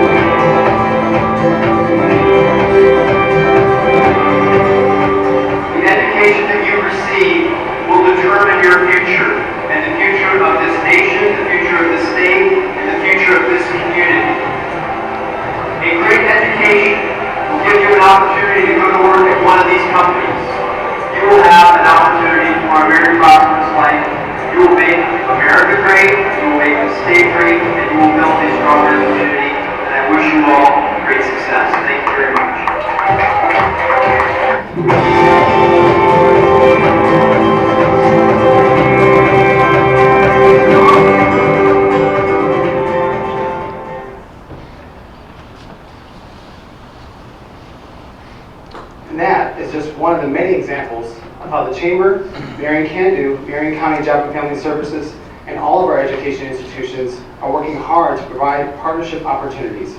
Before we leave today, JFS and educators will cover many of the opportunities mentioned here, and any not covered or those who are interested in learning more about, please, I encourage you to get in touch with the collaboration by contacting MAWAC, brand new email address, MAWACmade@gmail.com, which is the easiest way to reach out to all of the organizations involved in the collaborative. And in the near future, we'll have more to talk about regarding how you'll be able to connect with this coalition and access community workforce resources and solutions. The Chamber looks forward to continuing to provide quality networking opportunities, educational and workforce-related programs, and cost-saving benefits to our business community, and doing our part to advocate on your behalf to affect national, state, and local legislation that will impact business. Once again, on behalf of the Chamber and MAWAC, I'd like to thank those who took time to participate in the survey. And for those here in the audience and those watching online, there will still be an opportunity to participate in this conversation. And you'll notice at the bottom of all of the agendas, there's a QR code right here. I discovered this recently. It totally works, but we all have smartphones. And QR codes was a thing that I thought was going to have to be an app. It's not. So if you just point your camera at that QR code, it will automatically take you to the website where we've asked one more thought exchange question related to this survey. So feel free at some point, probably not now because we're in the middle of the presentation, but later on today, feel free to take a look at that and quickly respond to that if you can. And let's say, now I think I'll hand it off to Ron Aronofsky, who will be introducing our next presenter. Thank you very much.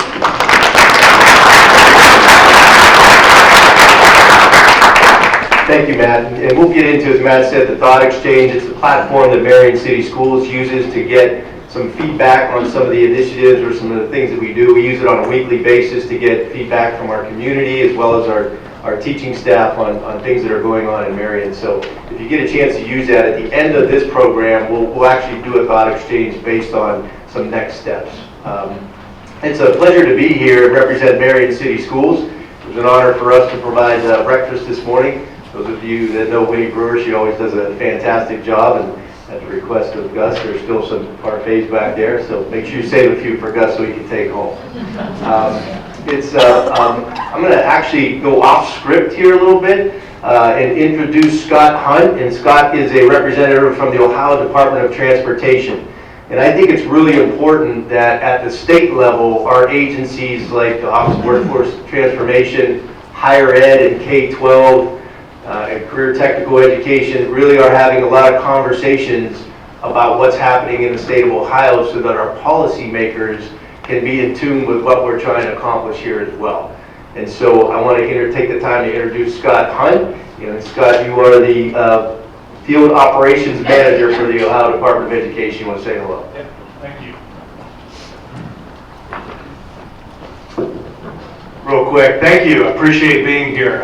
As Dr. Iarussi mentioned, I'm the Executive Director of Field Relations for the Ohio Department of Education. It's really a new role. I'm coming directly out of the field. Former superintendent, Director of College and Career Readiness, principal, teacher, administrator.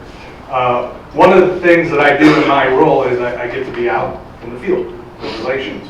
And so most recently I've traveled the state with Dr. John Richard, who is our Deputy Superintendent, and presenting ODE updates to our superintendent associations. And one of the things we focused on was this whole concept of strengthening the business advisory committees across the state.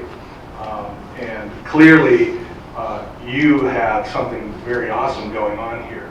So one of the things that we are doing is trying to collect stories of what's happening in the field so that we can share those things back out to other districts who are not quite at the level that you're at in terms of your collaboration. So I appreciate the invitation to be here, and I'm going to be bringing back some stories. Already been tweeting out, so check out my Twitter feed. Thank you. Thank you, Scott. And John mentioned in part of his presentation about Apprentice Ohio, and we are fortunate to have one of the service providers, Jeanette McLean, is here from Apprentice, Ohio. She's going to expand a little bit on the opportunities that exist for business and industry to engage our students and our community in apprenticeships. And I think it's a very important part of developing a workforce here, because I'm sure that many employers will agree that there's no better way to develop some soft skills other than by having that opportunity to actually be a part of the workforce. And that's really what an apprenticeship or a pre-apprenticeship is meant to accomplish, is to give our students and some of those potential employees that opportunity to engage in the work.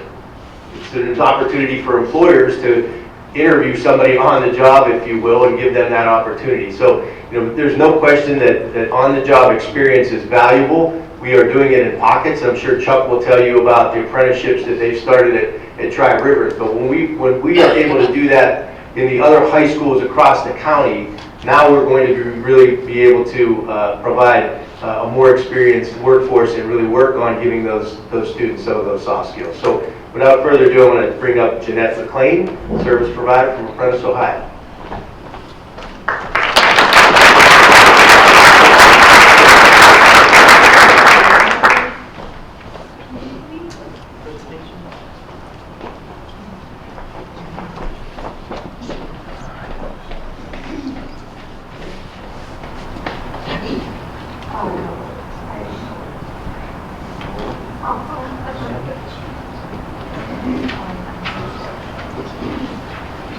Marcy here. I can share it. I didn't know if you didn't, I didn't know if you didn't read your slides. Okay, no, it's fine, I can, yeah, we're fine. All right, well, good morning. I'm Jeanette McLean. I'm the apprenticeship service provider for Northwest Ohio. I actually cover about 23 counties that go from the Indiana border all the way to Cuyahoga, and kind of like a wonky down line all the way over Marion and back up. So what I'm going to talk about today is pre-apprenticeship and registered apprenticeship. The first thing that we talk about is recognized pre-apprenticeship. You have two different options. You have the youth apprenticeship, was in the in-school, under 21 in-school youth for pre-apprenticeship, so they're basically in high school. And then you have the out-of-school, 21 and older adult pre-apprenticeship programs. So you have those two options of going through to kind of decide in your area what your demands are and what you're looking for to get that workforce experience with the pre-apprenticeship program. We also have the formalized pre-apprenticeship between the pre-apprenticeship provider, which would be the organization that's running the pre-apprenticeship program, and then also the registered apprenticeship sponsor. That is the requirement for a pre-apprenticeship program recognized by our office, is that you have to have a registered sponsor with that linkage portion. And that linkage could be in an employer organization that has that registered sponsor component with our office. And then you also have the eligibility for the council recognition from us. The recognized pre-apprenticeship credential. It was approved by the Ohio Department of Education as one of the recognized industry credentials for the maximum amount of 12 points towards graduation requirements. The key thing to take away from the 12 points for graduation requirements is our office does not actually issue the specific 12 points. That's still done by ODE. What we issue is the industry credential that you would show as the student has completed that program, and then providing it to ODE to receive those 12 points for graduation requirements. With the pre-apprenticeship recognition, there's things that you would have to complete in order to be recognized by our office, which is the EO pledge. Enrollment procedures, you actually get to determine how the students will enroll into the program. You make up all of the components of the enrollment process. And then what we would do is, you're the expert in that field. We wouldn't question how you're going to have the students enroll as long as it's not going against any demographics. You also have the instructional content. You will provide us the schooling that they would complete and what the courses they're going to be taking for that industry recognized credential, and then that job experience with the employer. You also will determine the participation status of what you're going to require the students to complete. Any of the kind of recognized fields of the employer as well is what they're wanting those students to complete with them. And then you'll also do the safety and welfare depending on what facilities they're going to be working in. Again, you actually get to come up with those components, and then you share that with our office on your pre-apprenticeship policy that you submit to us. You also will determine the program administration, who's actually going to run the pre-apprenticeship program, and who's going to be the contact for our office that holds the records of the documentation for the pre-apprenticeship program. And then you'll do the linkage, which again, the linkage is with that registered apprenticeship program. Whatever the employer or organization that has that program, it could be a group program, it could be a single employer. It's depending on how your area sees it fits the needs. Whether you have employers that are a little bit smaller and don't feel like they can man running a registered apprenticeship program, so you kind of build a consortium to where it's an entity that's running the apprenticeship program instead of just one single employer. So again, it is your option in this area to determine what you need to run that program. So moving on to the biggest component with pre-apprenticeship program is that registered apprenticeship sponsor. A registered apprenticeship program is a contractual agreement with the sponsor, apprentice, and the state. And this is when they are actually employed with that employer. So this is specifically for employees or new hires that are coming in that are actually physically working with that employer. The biggest thing and the takeaway with the linkage of why we have this requirement is the 12 points is not the end goal for our office. That's just a stepping stone for the student to complete high school. The biggest end game for us is that they're continuing that pathway, continuing their education, and becoming employed with the employers that they have worked through or did that job experience with in high school that you determined them to work for, and then the employer is interested in hiring them. So the register component is when they actually complete the pre-apprenticeship and go directly into that registered sponsor, and they're physically working and employed with that employer. You also have it employs technical skills and theoretical knowledge, structured on-the-job training, and supplemental related instruction, which is again their classroom hours that they're required to complete, and then you have the employment and wages. The requirements for a registered sponsor is applicant qualifications. Again, the employers in the room, you get to determine what the applicant has to have or what they need to have to apply to your registered apprenticeship program.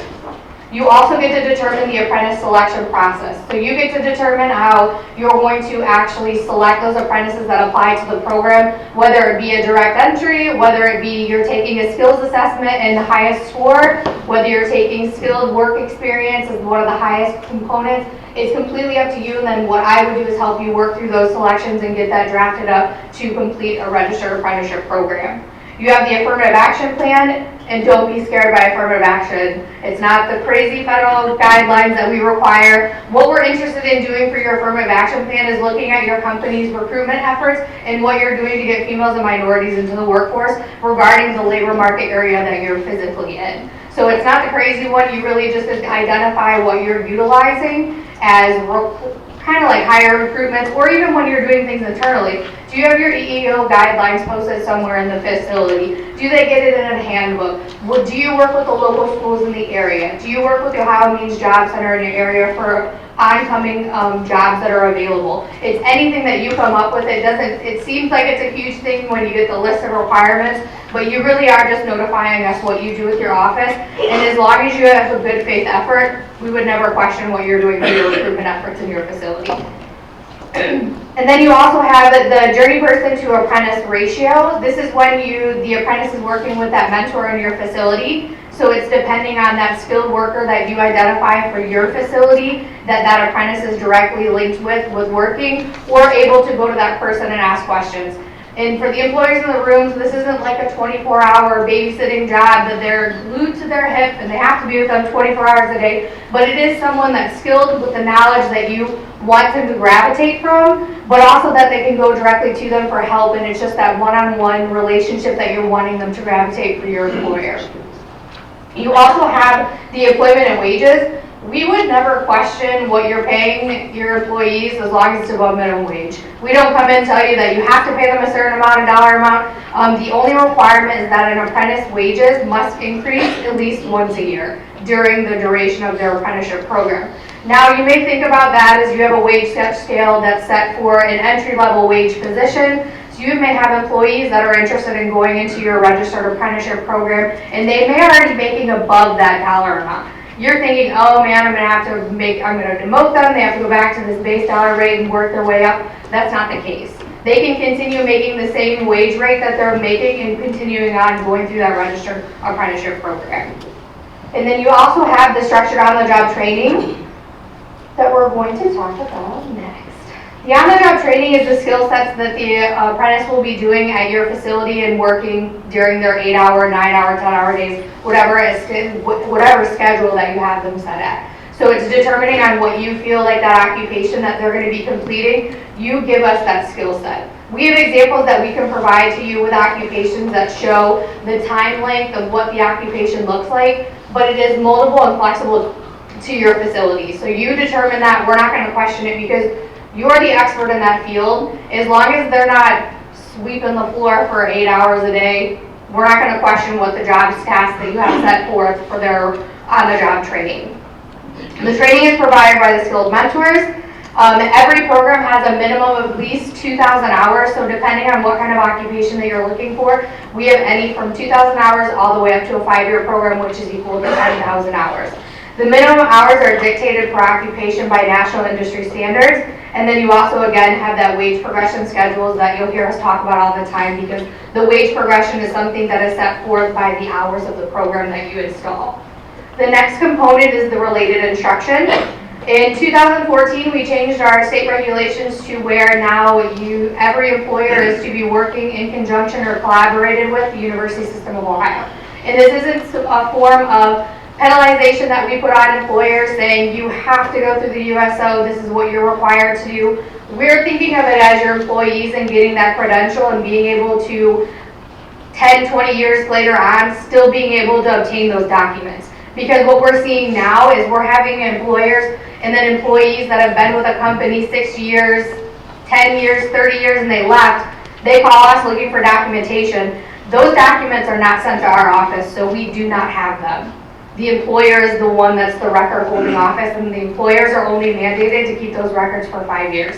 So those employees that we're doing in-house training, we have no idea how to identify what kind of schooling you completed. So bringing on this component of the University System of Ohio is they will always have some sort of way to bring up their school transcripts and be able to show them what they completed. Now for the on-the-job training portion, we could probably figure out exactly, but again, those records are only kept for 5 years at an employer. We'd hope they keep them longer, but they're not mandated to. And then with the related instruction, there is requirements. They're to be completing at least a minimum of 144 contact hours per every 2,000 hours of on-the-job training. And when I say contact hours, that's not credit hours, because I don't know if I just graduated 144 credit hours, I would die. It's only actual seat time. You're taking the seat time that they're taking to take each course, and then that's what we're identifying with is just the contact hours. So that's what you would identify, and you would contact any USO provider that you need or what you would want to utilize, Marion Tech, OSU. It's up to you on who you utilize. We don't question that. And then you would come up with a formalized plan for your apprentices.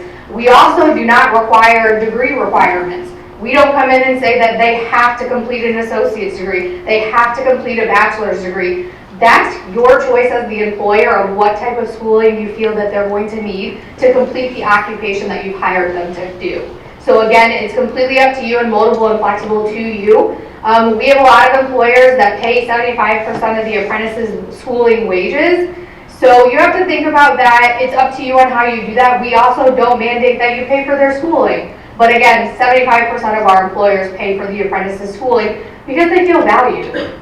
You're giving them something, they're taking something out of it, and then they're also continuing their education. So it's a huge component as to why you want to do a registered apprenticeship program and retaining those employees who are going through this program.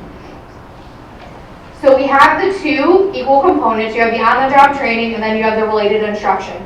Both components must be completed in order to receive our completion certificate, which is a nationalized industry credential that the employee could potentially take anywhere. Do we want them to take it anywhere? No, we want them to stay at your employer. But again, it's completely up to them on what they do.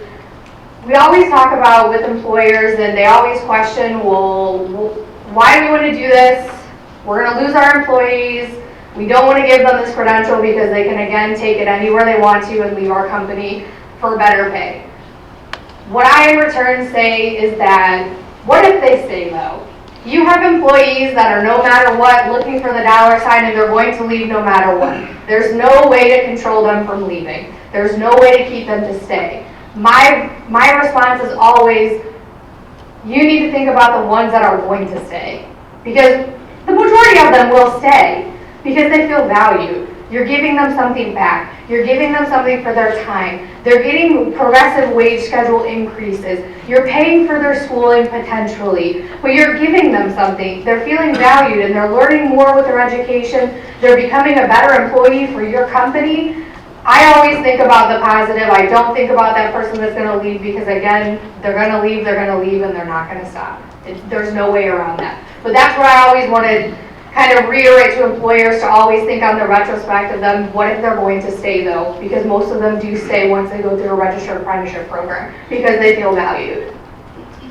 The benefits for the apprentices for the registered apprenticeship program, and again, is the high demand career opportunities, the employment with sustainable wages during their training, increased marketable skill set and job security, the opportunity to have a PAGE education, and then nationally recognized portable credential that comes straight from our office. And then again, when they get that credential, we physically mail it hard copy to you, and you as the employer can do an award ceremony. You get to hand that to your employee that's worked so hard, going to school and working full time to receive this credential.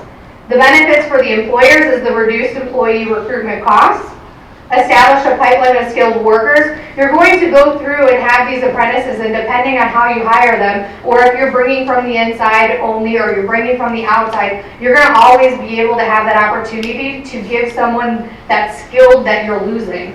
Because any employers that you ask, the workforce, we're losing them. We're losing the 30-year veterans that have been working with these employers, and you're losing a ton of knowledge.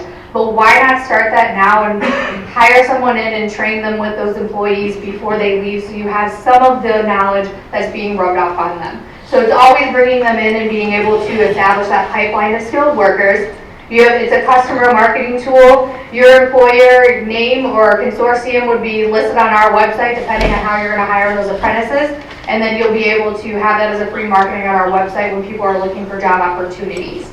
And then you have the reduced employee turnover costs, and then again, as always, the progression wage schedule into your employer system. At any point in time, if you have any questions for the registered apprenticeship program, you would contact me, and I have business cards that I brought along with me. I cover Marion County, so it depends on where you're at, and if you're not in Marion County, I can tell you exactly who you're going to need to contact to start this process, or if you have any more questions on regarding how to start this process. Even as long with the peer apprenticeship, I'm still that person that you can speak to regarding that policy, and I can help you draft anything that you need to draft. Do you have any questions? No? Are there any registered apprenticeships in Marion County? Funny that you asked that, because I actually just started covering Marion County. I've been with Apprentice Ohio for 7.5 years. I covered Marion County when I started. They shifted the counties a lot, and then we went back, and then I got taken back away, and then I just started covering again, so I don't have those statistics at this point in time, but I can get them to you. Any other questions? No? Okay.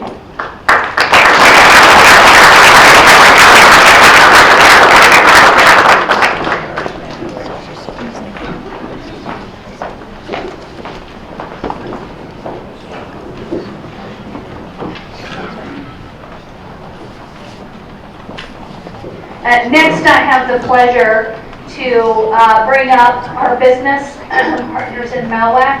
And I know that Mr. Vogel is very anxious to talk to all of you. He is such a energetic young man who sits on our committee, and I enjoy working with him. So Leland, you want to come on up, and some of our other business partners that are here from MAWAC? Don't all rush up. Yeah, I think, Bobby, you mentioned you were really itching to get up here too, right? Yeah, microphones make me nervous, so I can do without it. Me too. No, thank you very much. Very excited to be here. This is a truly unique platform. It's interesting. So I work for a commercial construction company, so everything that we've discussed today is directly relevant to our business, whether we're talking about kind of the technical or hard skills, no offense again, or some of those soft, squishy skills that I found particularly interesting in the survey results. A lot of the businesses that responded to that, thank you for everybody who did. The number one thing on that list that they mentioned they were looking to get out of MAWAC was something around soft skill development. And I can't speak for your business, but it's really interesting in the construction industry. It's an incredibly competitive business for labor. I'm sure everybody here is very familiar with the fact that there's a huge labor shortage in construction. It's driving up construction costs. That has ripple effects through every industry. Perhaps you guys are feeling that as well. Pretty much, for the most part, we're not as competitive in our industry. We're a very specialized industry. We have one direct competitor in the United States of America, so it's not too bad for us. But at the same time, we do deal with a lot of Japanese companies. You know anything about Japanese companies, you have to be very politically correct, very polite, very forthcoming, do everything a certain way. And it's hard to find, I know there's students here for the panel, it's hard to find those students coming out of high school nowadays that could just hold a regular conversation, that could stand up here and talk in front of people. I know you guys have all brought your best students from your schools. So it's kind of hard to find people that can stand up here, talk, and be engaged with a group as large as this. Because if you're in a meeting, I'm sure you've had client meetings with businesses where it's you and then 15 people from the board of directors of that business. Yep. So it's one of those things where it's hard to find people who are comfortable enough in order to do those types of talks. Technical expertise from that survey that we took, we're not expecting kids to come out of high school or Tri-Rivers or MTC in our business with technical expertise. That takes time. We have somebody at our company who's been there for 9 years and they're still not an expert. They're still learning every single day. And that's going to continue to happen until he's probably 60 years old working at our company, if time allows. So it's such a hard thing to try and encompass everything and get it to where, from my perspective, and then Dealin's perspective, and all the other businesses that are involved, to mold something that we could all benefit from. Yeah, I mean, I think what you're saying is that the speed of evolution in business, the technical skills become outdated really fast. Yeah. And so the soft skills or the interpersonal skills or all of the other things that kind of round out the individual become ever more important in a world where technical skills become outdated, a year or two from the credentialing. And so it's a really interesting thing that we've noticed in construction. We don't actually have a difficult time finding candidates. We are constantly interviewing a slew of new candidates throughout the year. The tricky part is that we're incredibly picky about who we hire, and it almost always comes down to the soft skills, being able to talk in front of a room of 15 people, being able to take ownership on projects and organize your day without a lot of direction, being able to work collaboratively with teams. We talk a lot about it. I'm sure everybody in here is probably bored to tears talking about the soft skill development, but it's going to be so critical that we as a community are thinking about how are we formalizing our training and our efforts around developing some of those key skills, because the technical stuff is really great and we have some incredible resources in Marion to help instill those skills within our youth and the next generation coming up.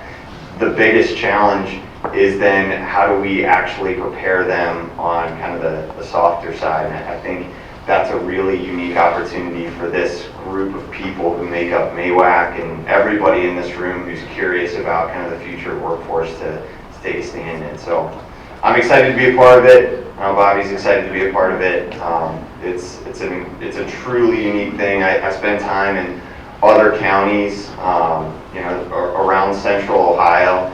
The whole America's Workforce Development Capital thing is truly unique, and it's most aptly demonstrated by the types of partnerships that are coming together here. So, congratulations to everybody in this room for taking kind of the first step to being a part of that. And I know that Shelley's going to strongly encourage everybody who wants to continue to be involved to reach out to MAWAC. There's an email at the bottom of your agenda. So make sure you keep in touch. We're going to be putting together some things as we go along to make sure that everyone in this room is kept up to date with what's going on. And yeah, just excited to continue the progress. Thanks. Lou, I have a question for you. Do you hear companies making adjustments to millennial expectations of the workforce? Depends on what their expectation is. I think a big problem is from Bob's surveys, the median manufacturing wage. Does that include like managing directors and things like that in those windows?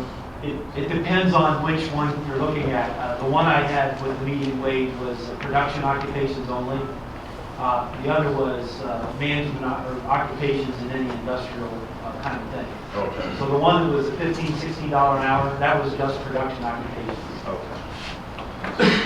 So it's one of those things where it's hard explaining. I'm sure a good majority of us in here are aware how much of a factor benefits play when choosing a job and how those benefits play into turning into money that stays in your pocket. So for instance, if you have somebody who makes $17 an hour, but you have a really great health plan, that $17 an hour really goes up to $25, $26. It's hard explaining that to students when they're like looking at their pay stub and they're saying, it only says $17 an hour. I'm not making 26. So I think that's the big generational gap in that learning curve that needs to be had to show, look, for us personally, you get a company cell phone, company laptop, drive company vehicles to go anywhere, company credit card, pretty much taken care of no matter where you go. So you got to take all that into account as well. So now your 26 is actually going up to around 32. So I think it's a matter of teaching and explaining how to look at the bigger picture instead of focus on money per hour, in my experience.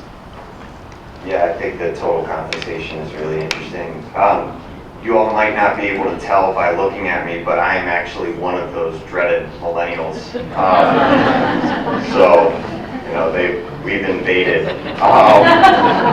We're here. It's great. What's so interesting about the millennial workforce ideas around what they want, and it's distilled into a lot of different factors that I think roll into one big topic that is, I think millennials want to feel like they are engaged in a part of something bigger than themselves. And they want to do it through all of the most annoying things in the world, by not coming into the office ever. It's a bunch of different things. But if you boil it all down to kind of one word, it's something that constantly comes up at our organization, and it's ownership. And so I think if you're talking about how do you engage the younger generations really effectively, it's by enabling them to feel like they have some authority in their roles. So much of business in today's world, because of its complexity and because of its scale, ends up leaving people to feel very disenfranchised, to feel like their contributions aren't a part of a larger scale of anything that has actual impact on the business. And what we found with engaging the younger generations is to put them into positions where they're able to fail. And we always say at Lehman Damon, fail small, fail forward. So you don't want to put people in positions where someone's really uncomfortable speaking in front of a room of 100 people and, throw them up with a microphone, like Shelley did to me, unfortunately. But, giving those young people the opportunity to try to lead a meeting. And if they fail, so what? Is the company going to crumble? So that's maybe my one thing with how we've tried to engage younger workforces, just giving them opportunities to feel like they're actually owning whatever it is that they're doing, and then they get to own the results, good, bad, or indifferent. Hopefully that answers it. Yeah, we are, for sure. Great. Do you have any questions for them? Excellent, thank you very much.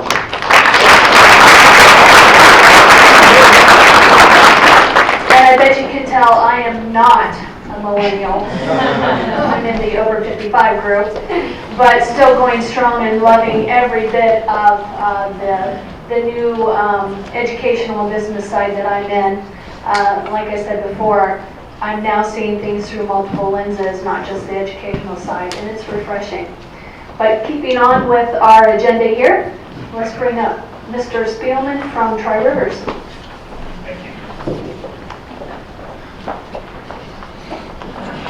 Just a couple housekeeping things.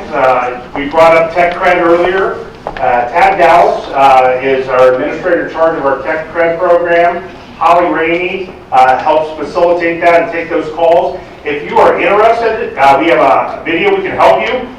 Fill out your Tech Cred application because there's a few things you got to know. It's so new. If you hit submit before you have all your information in, you think, oh, I'm going to go back and add later. No, you're just done. Once you hit submit, you can't add, maybe you only put in for $3,000 and you're going to come back and put in for the other 27. It's going, at that point it's submitted. So we can help you through that process. Maybe some of the training we can help you with. If not, we can help you find a service provider or help you set up those programs. So we're saying we're out there. If you have some questions about how to access your $30,000 in each of those rounds, you have another $30,000. But if the employee doesn't complete the certification, you don't get reimbursed. So we help get people write contracts with their employees to make sure that they have skin in the game and responsible for doing that. So we're here to help. We can work with any of our educational institutions, any of the businesses in here. So reach out to us if you want some help with that, because you shouldn't leave those dollars on the table if we can invest them here in our workforce, because we saw a lot of those needs here. And you know, obviously we've been told, you saw a lot of the charts. They said, you know, Ohio and Marion area has a workforce crisis. There are companies and factories across the state facing a skilled workforce shortages. We hear about it every day. We get those calls. Companies are no longer just looking for communities with tax incentives, with utilities. They want a trained workforce. They want talent. They want access to talent. And they want to know that the next year when they need to hire more, there's going to be more of that talent available. So those are the things that companies are really looking for. And so we need a MAWAC. We need everybody pulling in the same direction. We need excellent schools. If we're going to get our CEOs and the people that lead our companies that want to move to Marion County and live here and raise their family here, then we need to up our game in a lot of areas. And that's the truth. You go back to Henry Ford, and there's a quote out there. If he had asked people what they wanted, they would have said faster horses. And the reality is, you don't ask them what they want. We need to plan for what we need. And I'm very excited about that. So when you see all those charts and you get, and Dr. Haas, he's great at scaring people. Where is he? There he is. Those charts are the result if we don't do anything different. So that's not, to me, it's not scary. That's if we're complacent and we continue to do things the way we've always done them. But we've already formed MAWAC, and we said we're committed to doing something different. And so now that's the challenge. And so I'm really excited about that. When I got here 13 years ago and started at Tri-Rivers, I found a community that loved to admire their deficiencies. They like to look and talk about what was gone, what's no longer here, what these or that. And we had to, as a staff and as Tri-Rivers, as an educational institution, we had to start to change those talking points in that narrative. And that's truly what led to Ramtech and some of the things that we were doing, and now as a community that we're trying to do through MAWAC. So the reality is, if you want something different, you have to do something different. And so we were here engaging you in that process. House Bill 4 was recently passed and signed into law. I know Tracy's going to love that I'm talking about that. She was one of the lead sponsors on that bill. And we're very excited about what House Bill 4 can be doing for this community. And the legislation will help prioritize and streamline Ohio's process for creating new job training certificates and industry-recognized credentials. Industry and educational institutions are championing this new emphasis on industrial credentials to further develop and prepare our existing and future workforce. And so the fact that Tracy is our representative, and she put her neck out there and got all the people to sign on that they did and got this into law and is now making a difference. Because the reality is, everything changed for Tri-Rivers when we did one thing. When we quit telling companies what we do and why we do it, and we started saying, what do you need? And when that conversation changed, our results started to change. And so that is what MAWAC is doing now to our communities. Tell us what you need. And then guess what? Look at the private-public partnerships, the House Bill 4, this group, all the things that are coming into place to allow us to make those changes. House Bill 4 says to you as a business, what credentials are important? What are those things? And then now we're going to get them on a list, and we're going to be able to pay for them, support them, and make it part of our graduation requirements, make it part of our reimbursement opportunities for businesses. So it's truly that public-private partnership. And if you want to change anything within a community, you're going to have to go back. You're not going to just do it with legislation. You're not going to just do it with a business initiative, and you're not just going to do it in education. It's getting all of those to truly work together, and I'm really excited about that opportunity and what we're doing there. And obviously, it enables the Office of Workforce Transformation to be lead in that, and to take some of this debate out of ODE, and the Ohio Department of Ed, and the Department of Higher Ed, and some of those things we've done. We've been fighting year after year to get these new robotics and industrial credentials and automation credentials out of the list. Now, business and industry is going to work directly with the Office of Workforce Transformation, and you are going to put those on the list, and then we're going to make those lists the same across all those areas. That's what needs to happen. So it's truly putting business in the lead. So if you want education to change, and I hear some of the things you do, you want us to get better, you want us to get more timely, this is the process right now. And the Office of Workforce Transformation is very excited and it has very forward thinking. But we need you to make sure you get his number, bug him nonstop, because this tech cred and this House Bill 4 initiatives can truly change the landscape. When we bring business and industry to the table and be part of the process in establishing and identifying these credentials, it will be the biggest change movement that we can be part of. It sounds simple just to start asking people what they need, but it truly is that simple. And so that's what we're here today to do. As partners in it together, we don't have any more time to make excuses. We have to start making improvement. So thank you, and I don't know who's up next. But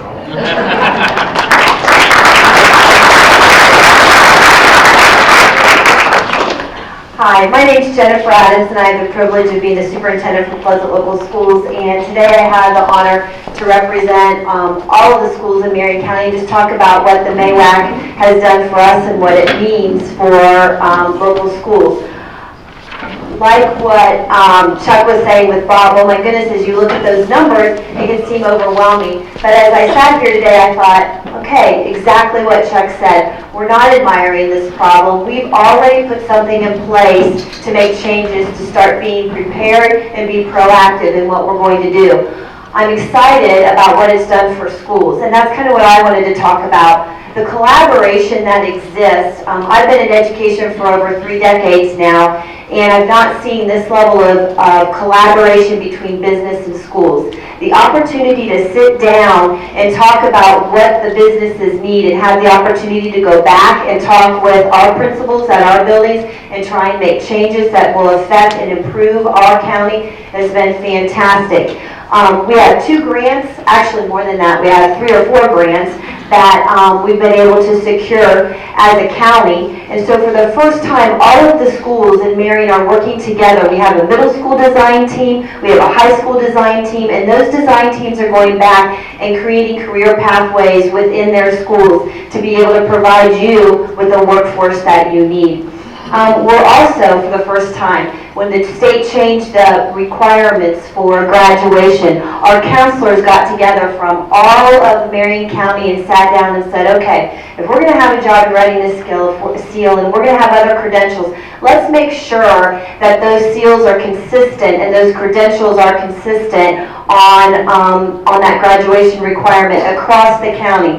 So when we have students walking out into that job force and they come to your organization and apply and you see a job readiness seal or another credential on their certificate, you know that whether they graduated from Elgin or Pleasant or River Valley or Ridgedale or Marion City, that seal represents a consistent message. And I think that's fantastic and I'm really excited about that. Also the opportunity to say, okay, let's have a manufacturing day. Let's have a camp at Marion Tech for robotics. What do we need to strengthen? How do we collaborate with Marion Tech and how do we collaborate with OSUM and Tri-Rivers to make this stronger? We have all of the tools that we need in this room to be able to solve this problem, and I'm excited to be on that journey with you.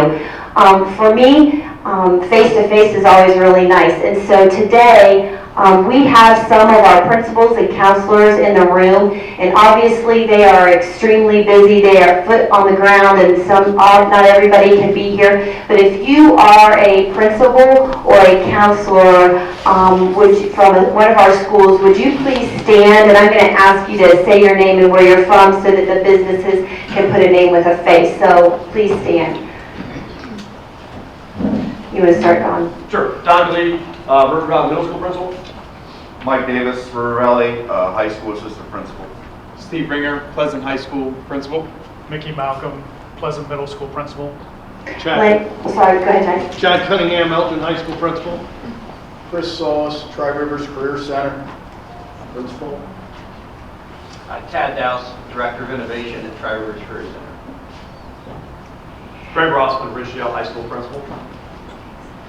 And I know that Mr. Britton had a meeting that he's representing a lot of us at, that we couldn't be here today because we're here. And I saw Adam, you came in. Do you want to stand up and introduce yourself? Adam Wiggins, Superintendent of River Valley Schools. Thank you. All right, thank you very much. These people are the people that do all of the really hard work for us and make sure that our students are taken care of. I'm excited that we have an email for you. I hope that you will take some of what you heard today and take some time to process that and give us some feedback. I believe that we're more than just on the initial stages of moving forward, but a lot of the initiatives and the programs that we've put in place are in their infancy. And we're trying them. And so the way that we're going to get better is by hearing feedback from you. And we can be really intentional. Just like with our students, when we're really intentional with those interventions, we make great progress. And so it's the same here. We're going to get better at that manufacturing day because we're going to take that feedback in and we're going to work to make just those little tweaks that make a huge difference. So thank you so much for being here today. We are excited about MAWAC. We hope that you'll look for opportunities to get involved. And if we can do anything at the school to help you, we want to be that partner as well. We deal every day with millennials and we are helping shape them. So if you have training or things like that, that might be something that we can offer to you to help you be ready to support your employees. So at this time, I will turn it over to Gus. Okay. Well, I don't want to take up much time.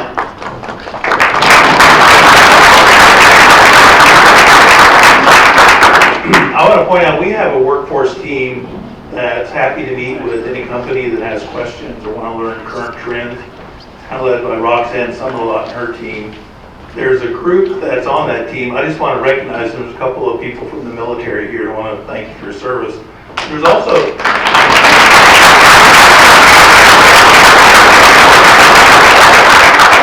there's a member of our workforce team that aren't here. It's called the Employee Support of the Guard and Reserve. And if you want someone that has very strong soft skills, hire somebody who just came out of boot camp and they'll have some really serious soft skills. So I just want to acknowledge that we have a workforce team.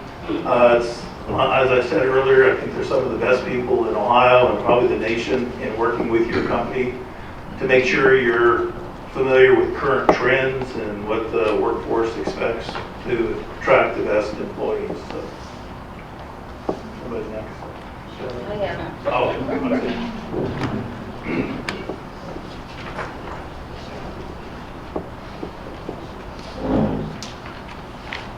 Thank you, Gus. Again, my name is Roxanne Summerlot, and I'm the local director of Marion County Job and Family Services, which also encompasses the Ohio Needs to Job Center in Marion County. And if I could take just a couple of minutes to recognize my workforce staff who are here. Ron Mead is the chief of all things workforce development for us. Ron, if you will stand. And Jason Lambert is our career center manager, Jason. And Annette Walton is our business services representative. So Annette's position is specific to working with employers and in all things, recruitment, retention, really anything that we can do. We have a hiring event coming up for a local employer that we anticipate to be fairly large. So we coordinate events, and as Gus said, we very often go out and meet with companies who express concerns. We had a recent meeting with a company in town just about retention. In this current economic climate, with the rate of unemployment, people who can work are working typically. They're working for somebody else. So the emphasis has been on when you find people, how do you keep people? And so we collect information, we do a lot of listening ourselves, share strategies, and always doing environmental scanning. The other thing I wanted to mention, and wanted to thank John Sherwood for mentioning the Ohio Means Jobs Readiness Seal.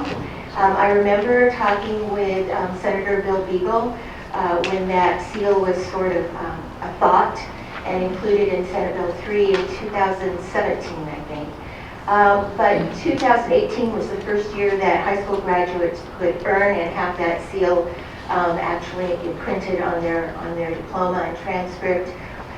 Those foundational skills, I'm with John, I don't call them soft skills, but really are important and tie specifically to retention, because when we see people leave jobs, it's often because they don't show up, they can't, they're not reliable, or they've been unable to work with the people around them, so they typically leave and go to the next job where that cycle repeats. So the aspect of foundational skills is very important to us, and we're getting ready to launch a summer youth employment program that involves 80 to 100 kids. We subsidize or pay those wages for kids to have a work experience and really focus on those foundational skills because those matter. And especially with the kids that we work with, I would venture to say that the vast majority of those kids are going to stay in Marion. So if we know that there's a strata of youth that is likely to stay in Marion, then we need to pay attention to those youth, and we need to work very hard to enrich the experiences and the capabilities of those youth that that are likely to stay here. So we accomplish that in our summer youth employment program, and throughout the year we also have a youth program where we provide paid work experience, and sometimes we feel like a cheerleader, a mom, a dad, a chauffeur, a cop, really wrapping around the youth as a whole. Wanted to recognize Goodwill, Michelle and Bob here today, because we work with them to carry out those services. They're a service provider for us, and even though it's hard work and it takes a long time, we're encouraged by the youth and what they can do. One thing that always surprises me about the youth we work with, they have no problem speaking in front of the crowd. So that's always amazing to me. So with that, I just would also echo, as you can see, we have a very energetic, dynamic, forward-thinking, incredibly smart group that is working together here in MAWAC. And it's exciting to be a part of, and it's also just a lot of fun. So thank you very much for coming. And our next speaker is not going to be Leslie Steiner. It's going to be Amber Wortman, who is the Executive Director of the North Central Ohio United Way, which encompasses Marion County, Crawford County, and Wyandotte County. Amber.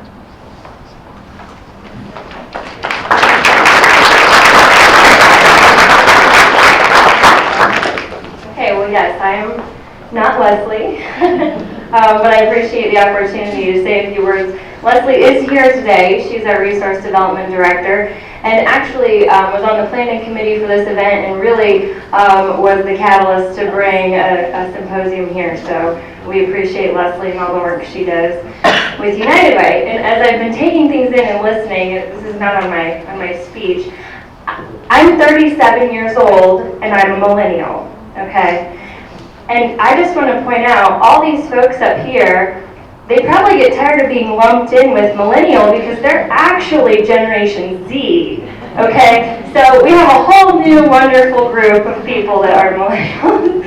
I joke, there's a lot of good ones, but I think we need to be careful sometimes about how we generalize those generations. So it's good to see you guys here.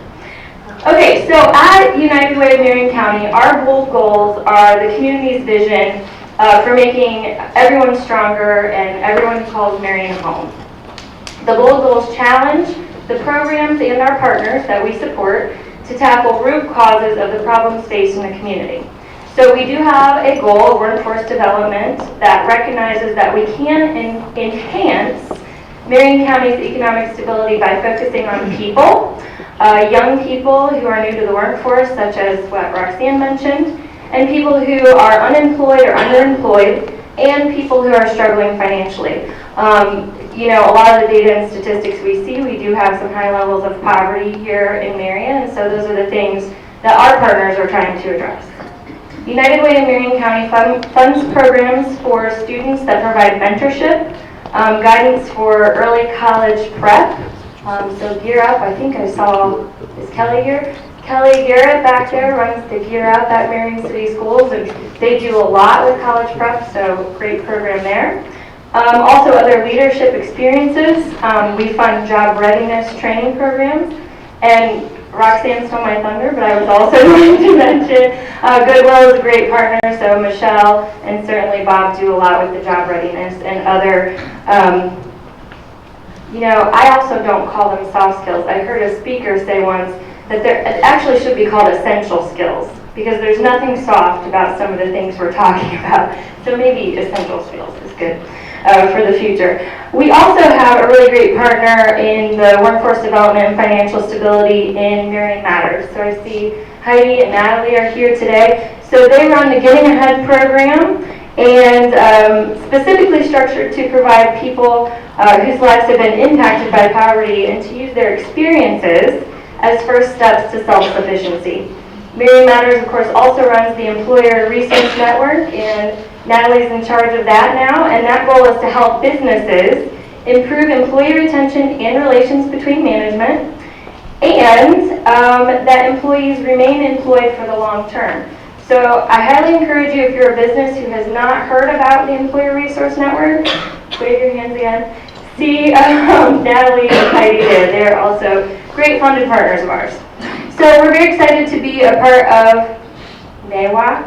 Okay, I knew I was going to get it wrong as many times as everybody said it. So MAWAC, I'm also glad that it's official now, that that's what it's called, to participate in today's symposium.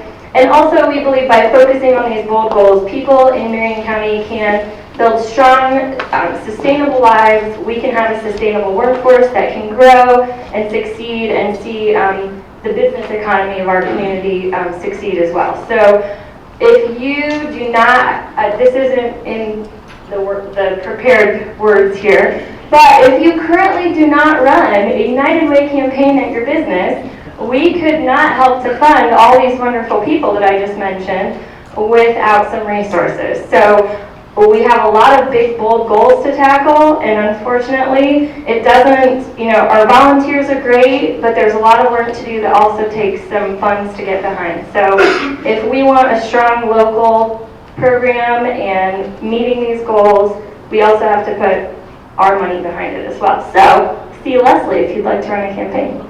And that's all I have to say. I think I have an agenda. Ms. Marsh. Oh. Great. Thank you.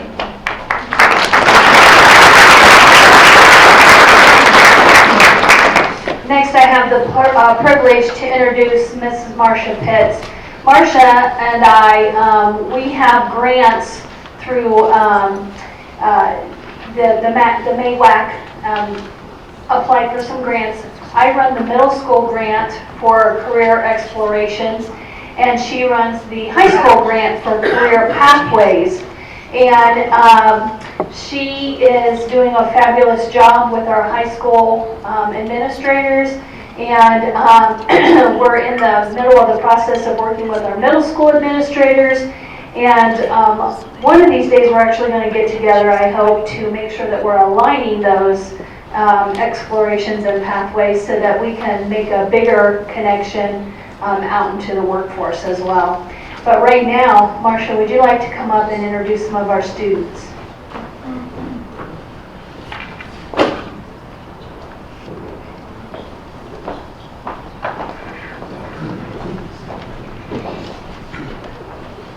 So just to test their foundational or essential skills, actually I'm not introducing them, they're going to introduce themselves to you today. We are part of the Expanding Opportunities for Each Child grant, and part of that is to revise or create new career pathways in the high schools. So we have, Tri-Rivers is an option, but not all of our students will matriculate to Tri-Rivers, so each of the high schools is working on pathways development within the high schools. So we have students actually from all 6 districts that will be speaking to you today about the pathways that they're currently on. So we'll start the demonstration. Hi, I'm Jen Smith. I'm from Harding. I'm a senior, and I am actually in the pathway to get my associate's degree. When I graduate with my high school degree, I'm graduating with my Associate of Arts degree from MTC this year. And after high school, I plan on most likely going to Ohio Wesleyan, and I'm going to be doing zoology. I'm Colin Stevens. I'm a sophomore at Ridgedale, and after school I plan on becoming an airline pilot.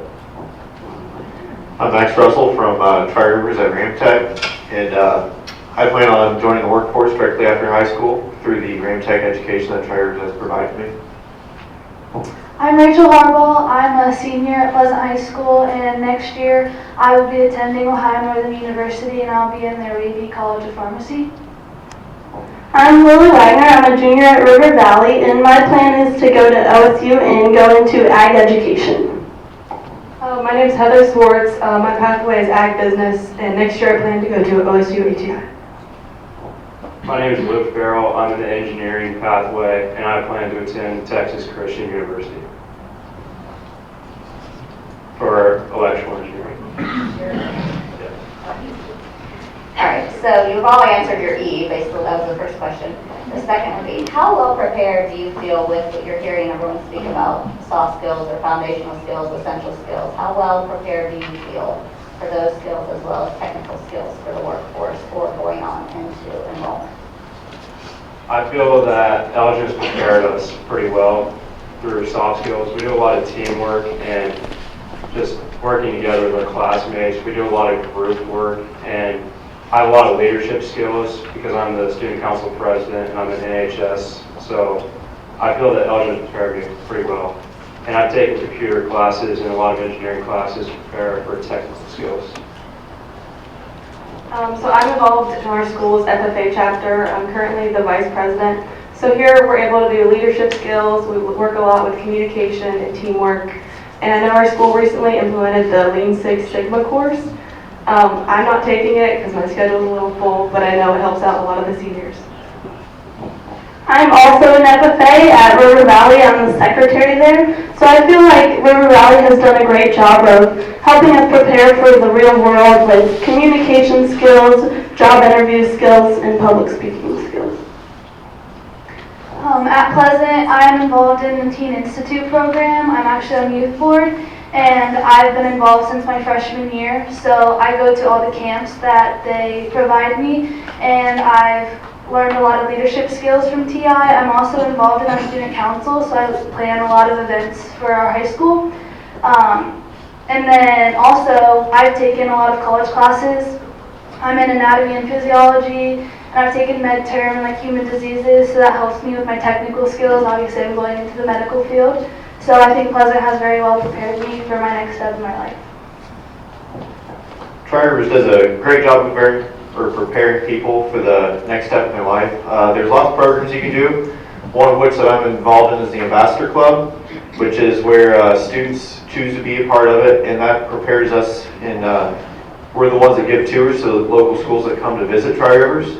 So we get those the public speaking skills, working with others, working as a team to present Tri-Rivers to other people. We also have the Drug-Free Hire Me Club, which a lot of the local schools came out to our rally a few months back. That prepares us because it gets us into the door being drug-free, and as you can see, we hold rallies, so it's a lot of public speaking, talking with companies and local businesses. We also have our uniform, and we always have our IDs on. So that prepares us because a lot of companies now, you have to have your uniform every day, you have to have an ID so that you know that you're there. So we get that step in high school, knowing that we have to have that, and we get that practice and being able to do that early on. I'm part of the original FFA chapter, and we do things like public speaking, job interview. I'm chapter sentinel, so I have leadership skills that I get with that too. And I don't know that we get a lot of things specifically for aviation, but I know engineering programs, we get a lot of stuff dealing with that, and so people who want to go into stuff like that, they have good opportunities with that too. Okay, so I have a long list. I all started my freshman year. I started taking college classes. Obviously, I'm going to be graduating with my associate's degree. I met Kelly Garrett, she's back there. And in Europe, they take us to many leadership programs. I had been to 2 in-state ones, one at Bowling Green and the other one at Ohio, Dominican, with a select group of people. But I was also selected to go to San Francisco. I was 1 out of 3 from Ohio to be in a leadership program there, and so I got to travel my first time traveling. But I am also in Downtown Ambassadors through Kelly Garrett, and I know somebody's speech was talking a lot about how it's growing, and it really is. We have a handful of students at Harding that have been selected to represent downtown. So since we're young, we put on social media, and we influence all of these businesses. Yeah. So yeah, I think I'm pretty prepared. You all said what your next steps are, but do you plan on returning or staying in Marion?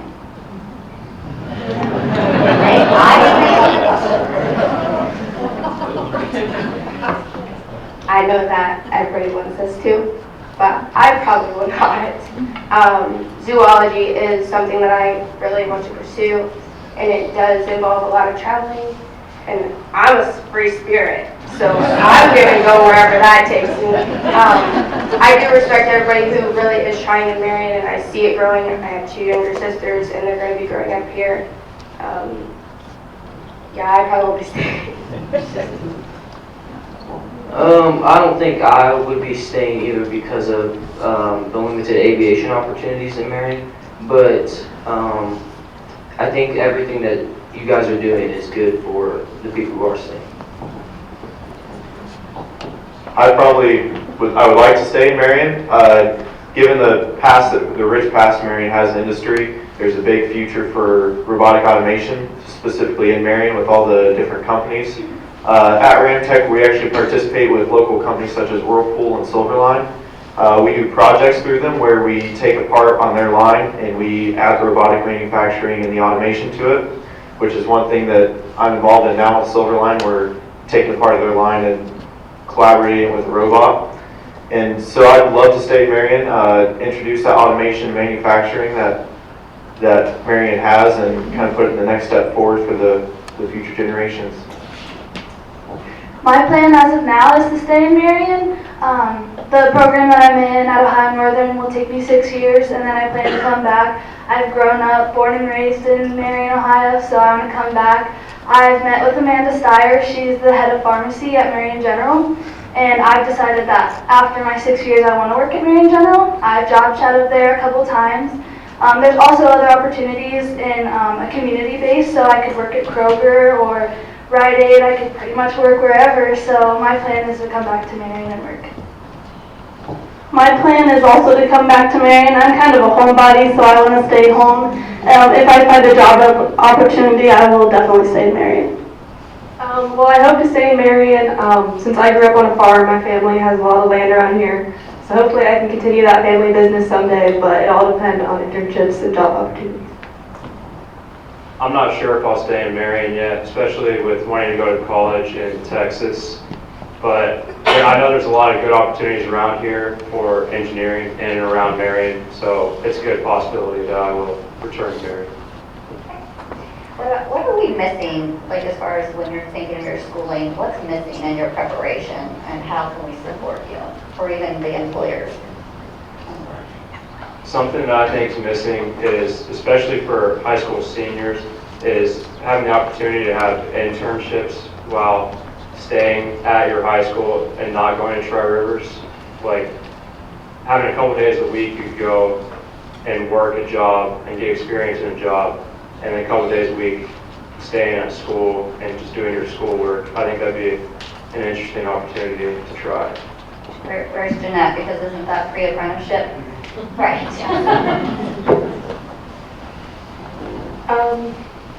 What's the question again?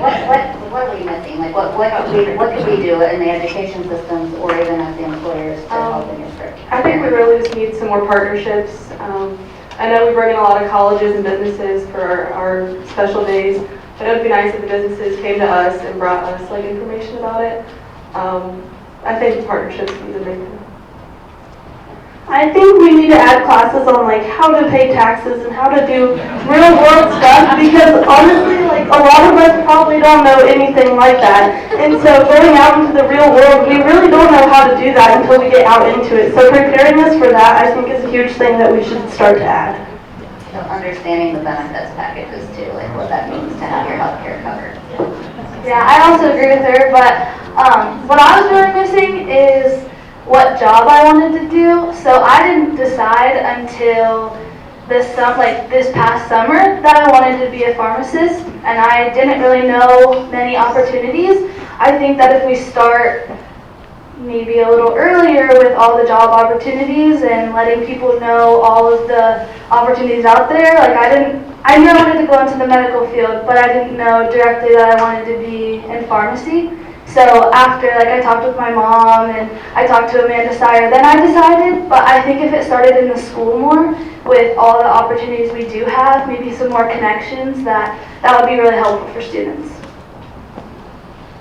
Playing off of what the other students up here are saying, there is a lot of great opportunities in Marion, most of which I haven't heard of until seeing and hearing the speakers today. So it'd be great to hear more of those opportunities in the school, such as the apprenticeship programs, being able to the students at the schools being able to hear about those programs and understand what they actually are so they can participate in them, as well as learning the skills, the necessary life skills, so you can understand the benefits of if you're only getting paid $17 an hour, but you also get your health care and your company car for traveling.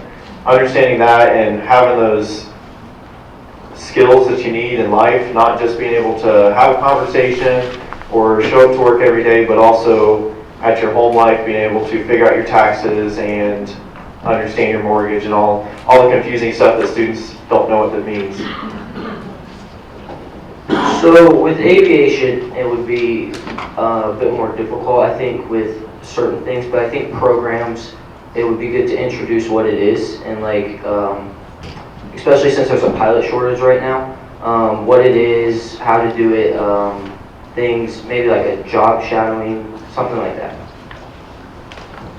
I definitely agree with what everybody said up here, but I just think that we all need to be excited about what we have all accomplished because there are so many things here. Like, we have all had these great opportunities by going to the college here and stuff at our high school that has given us opportunities, and I think that's really great. We do need to learn more about the outside world, taxes. I also think that I am an eco girl, so I think that we need to learn more about the environment around us. I started the Eco Club 2 years ago, and I took them to the Columbus Zoo for the Teen Eco Summit, and we learned so much that they really don't teach us in schools anymore. I mean, it's January and it's barely snowing.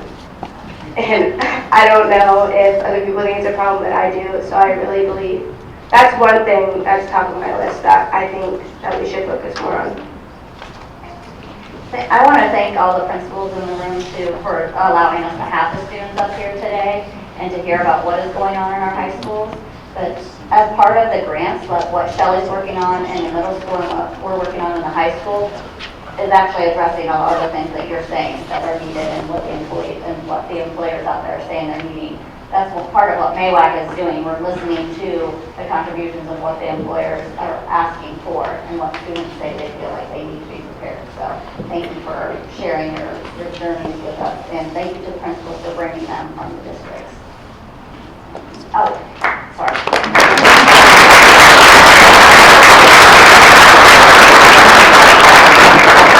I have to introduce my boss. So, with that, Ron Arusi, Dr. Arusi is the superintendent of Marion City Schools, part of MAWAC, and really he gives us a lot of information on the career pathways, information from coming out of career tech in Ohio County. So he's a vital source of information for us. But he is going to talk with you about a thought exchange. Thank you. So just want to advance the slide.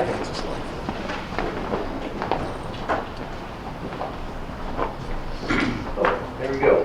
My picture up there. So again, just like on the agenda here, there's a QR code, and if you held your device up to that, whether through your camera or if you have an app, or QR reader app, you can actually go straight to the thought exchange. And so if you want to go ahead and do that. So the idea behind thought exchange, again, basically the question that we're asking is, give us some feedback, not only on this event, but what do you think are some next steps, or what interested you about today that you would like further conversation on, or if you'd like to be involved in MAWAC or any more of these kinds of events, you could use that as a platform to go ahead and do that.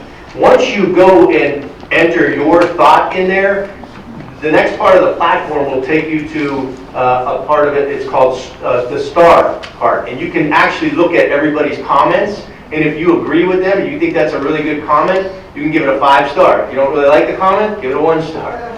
And what happens then is the thought exchange will disaggregate that information and give you what the majority of the folks in the room thought were some really good ideas. And so we can use that to take back as feedback after this event to be able to do that. Let's give another round of applause to our students here.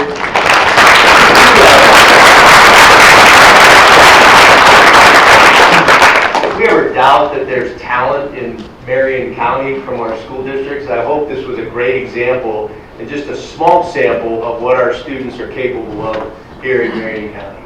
I know that in Marion City Schools, sometimes, if you take a look at a local report card and you tend to think, well, that school may not be providing the best opportunities for students.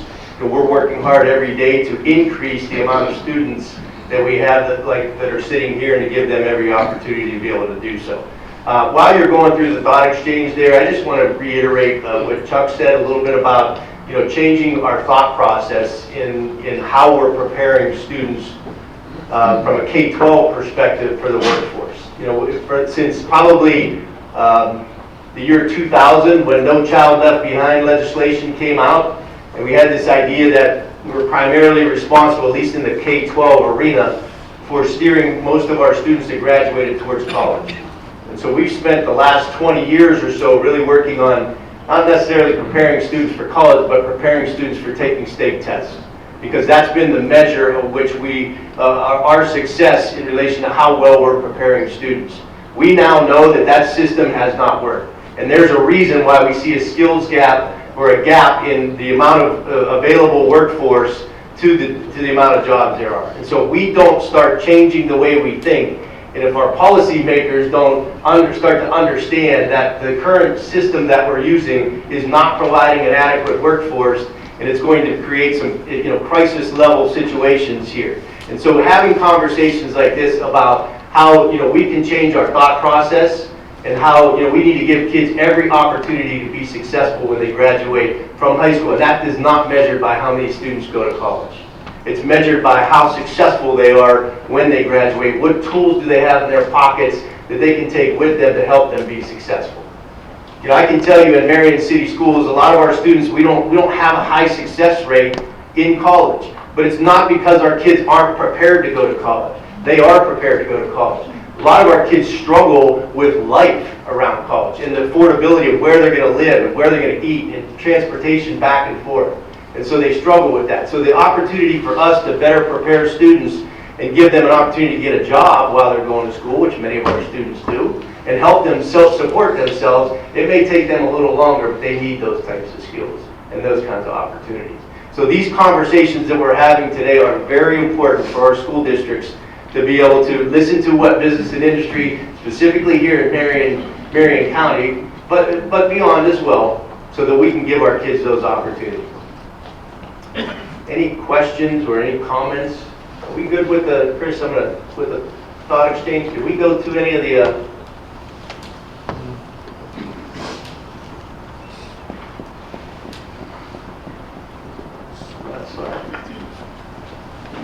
Yeah, we've gotten a few responses. Okay, good. Well, I encourage you again to go ahead and participate in that so we can take that information back. You can take that with you and take a look at some of the responses. That thought exchange will be open for quite a few days. So if you don't get to it today, if you don't have a device and you'd like to do that, please take the agenda with you to do that. Just want to take, again, the opportunity, thank you to OSUM for hosting today. Thank you for all the members of MAWAC for putting this event together. Thank you to the students who gave up their time today to come and talk to us.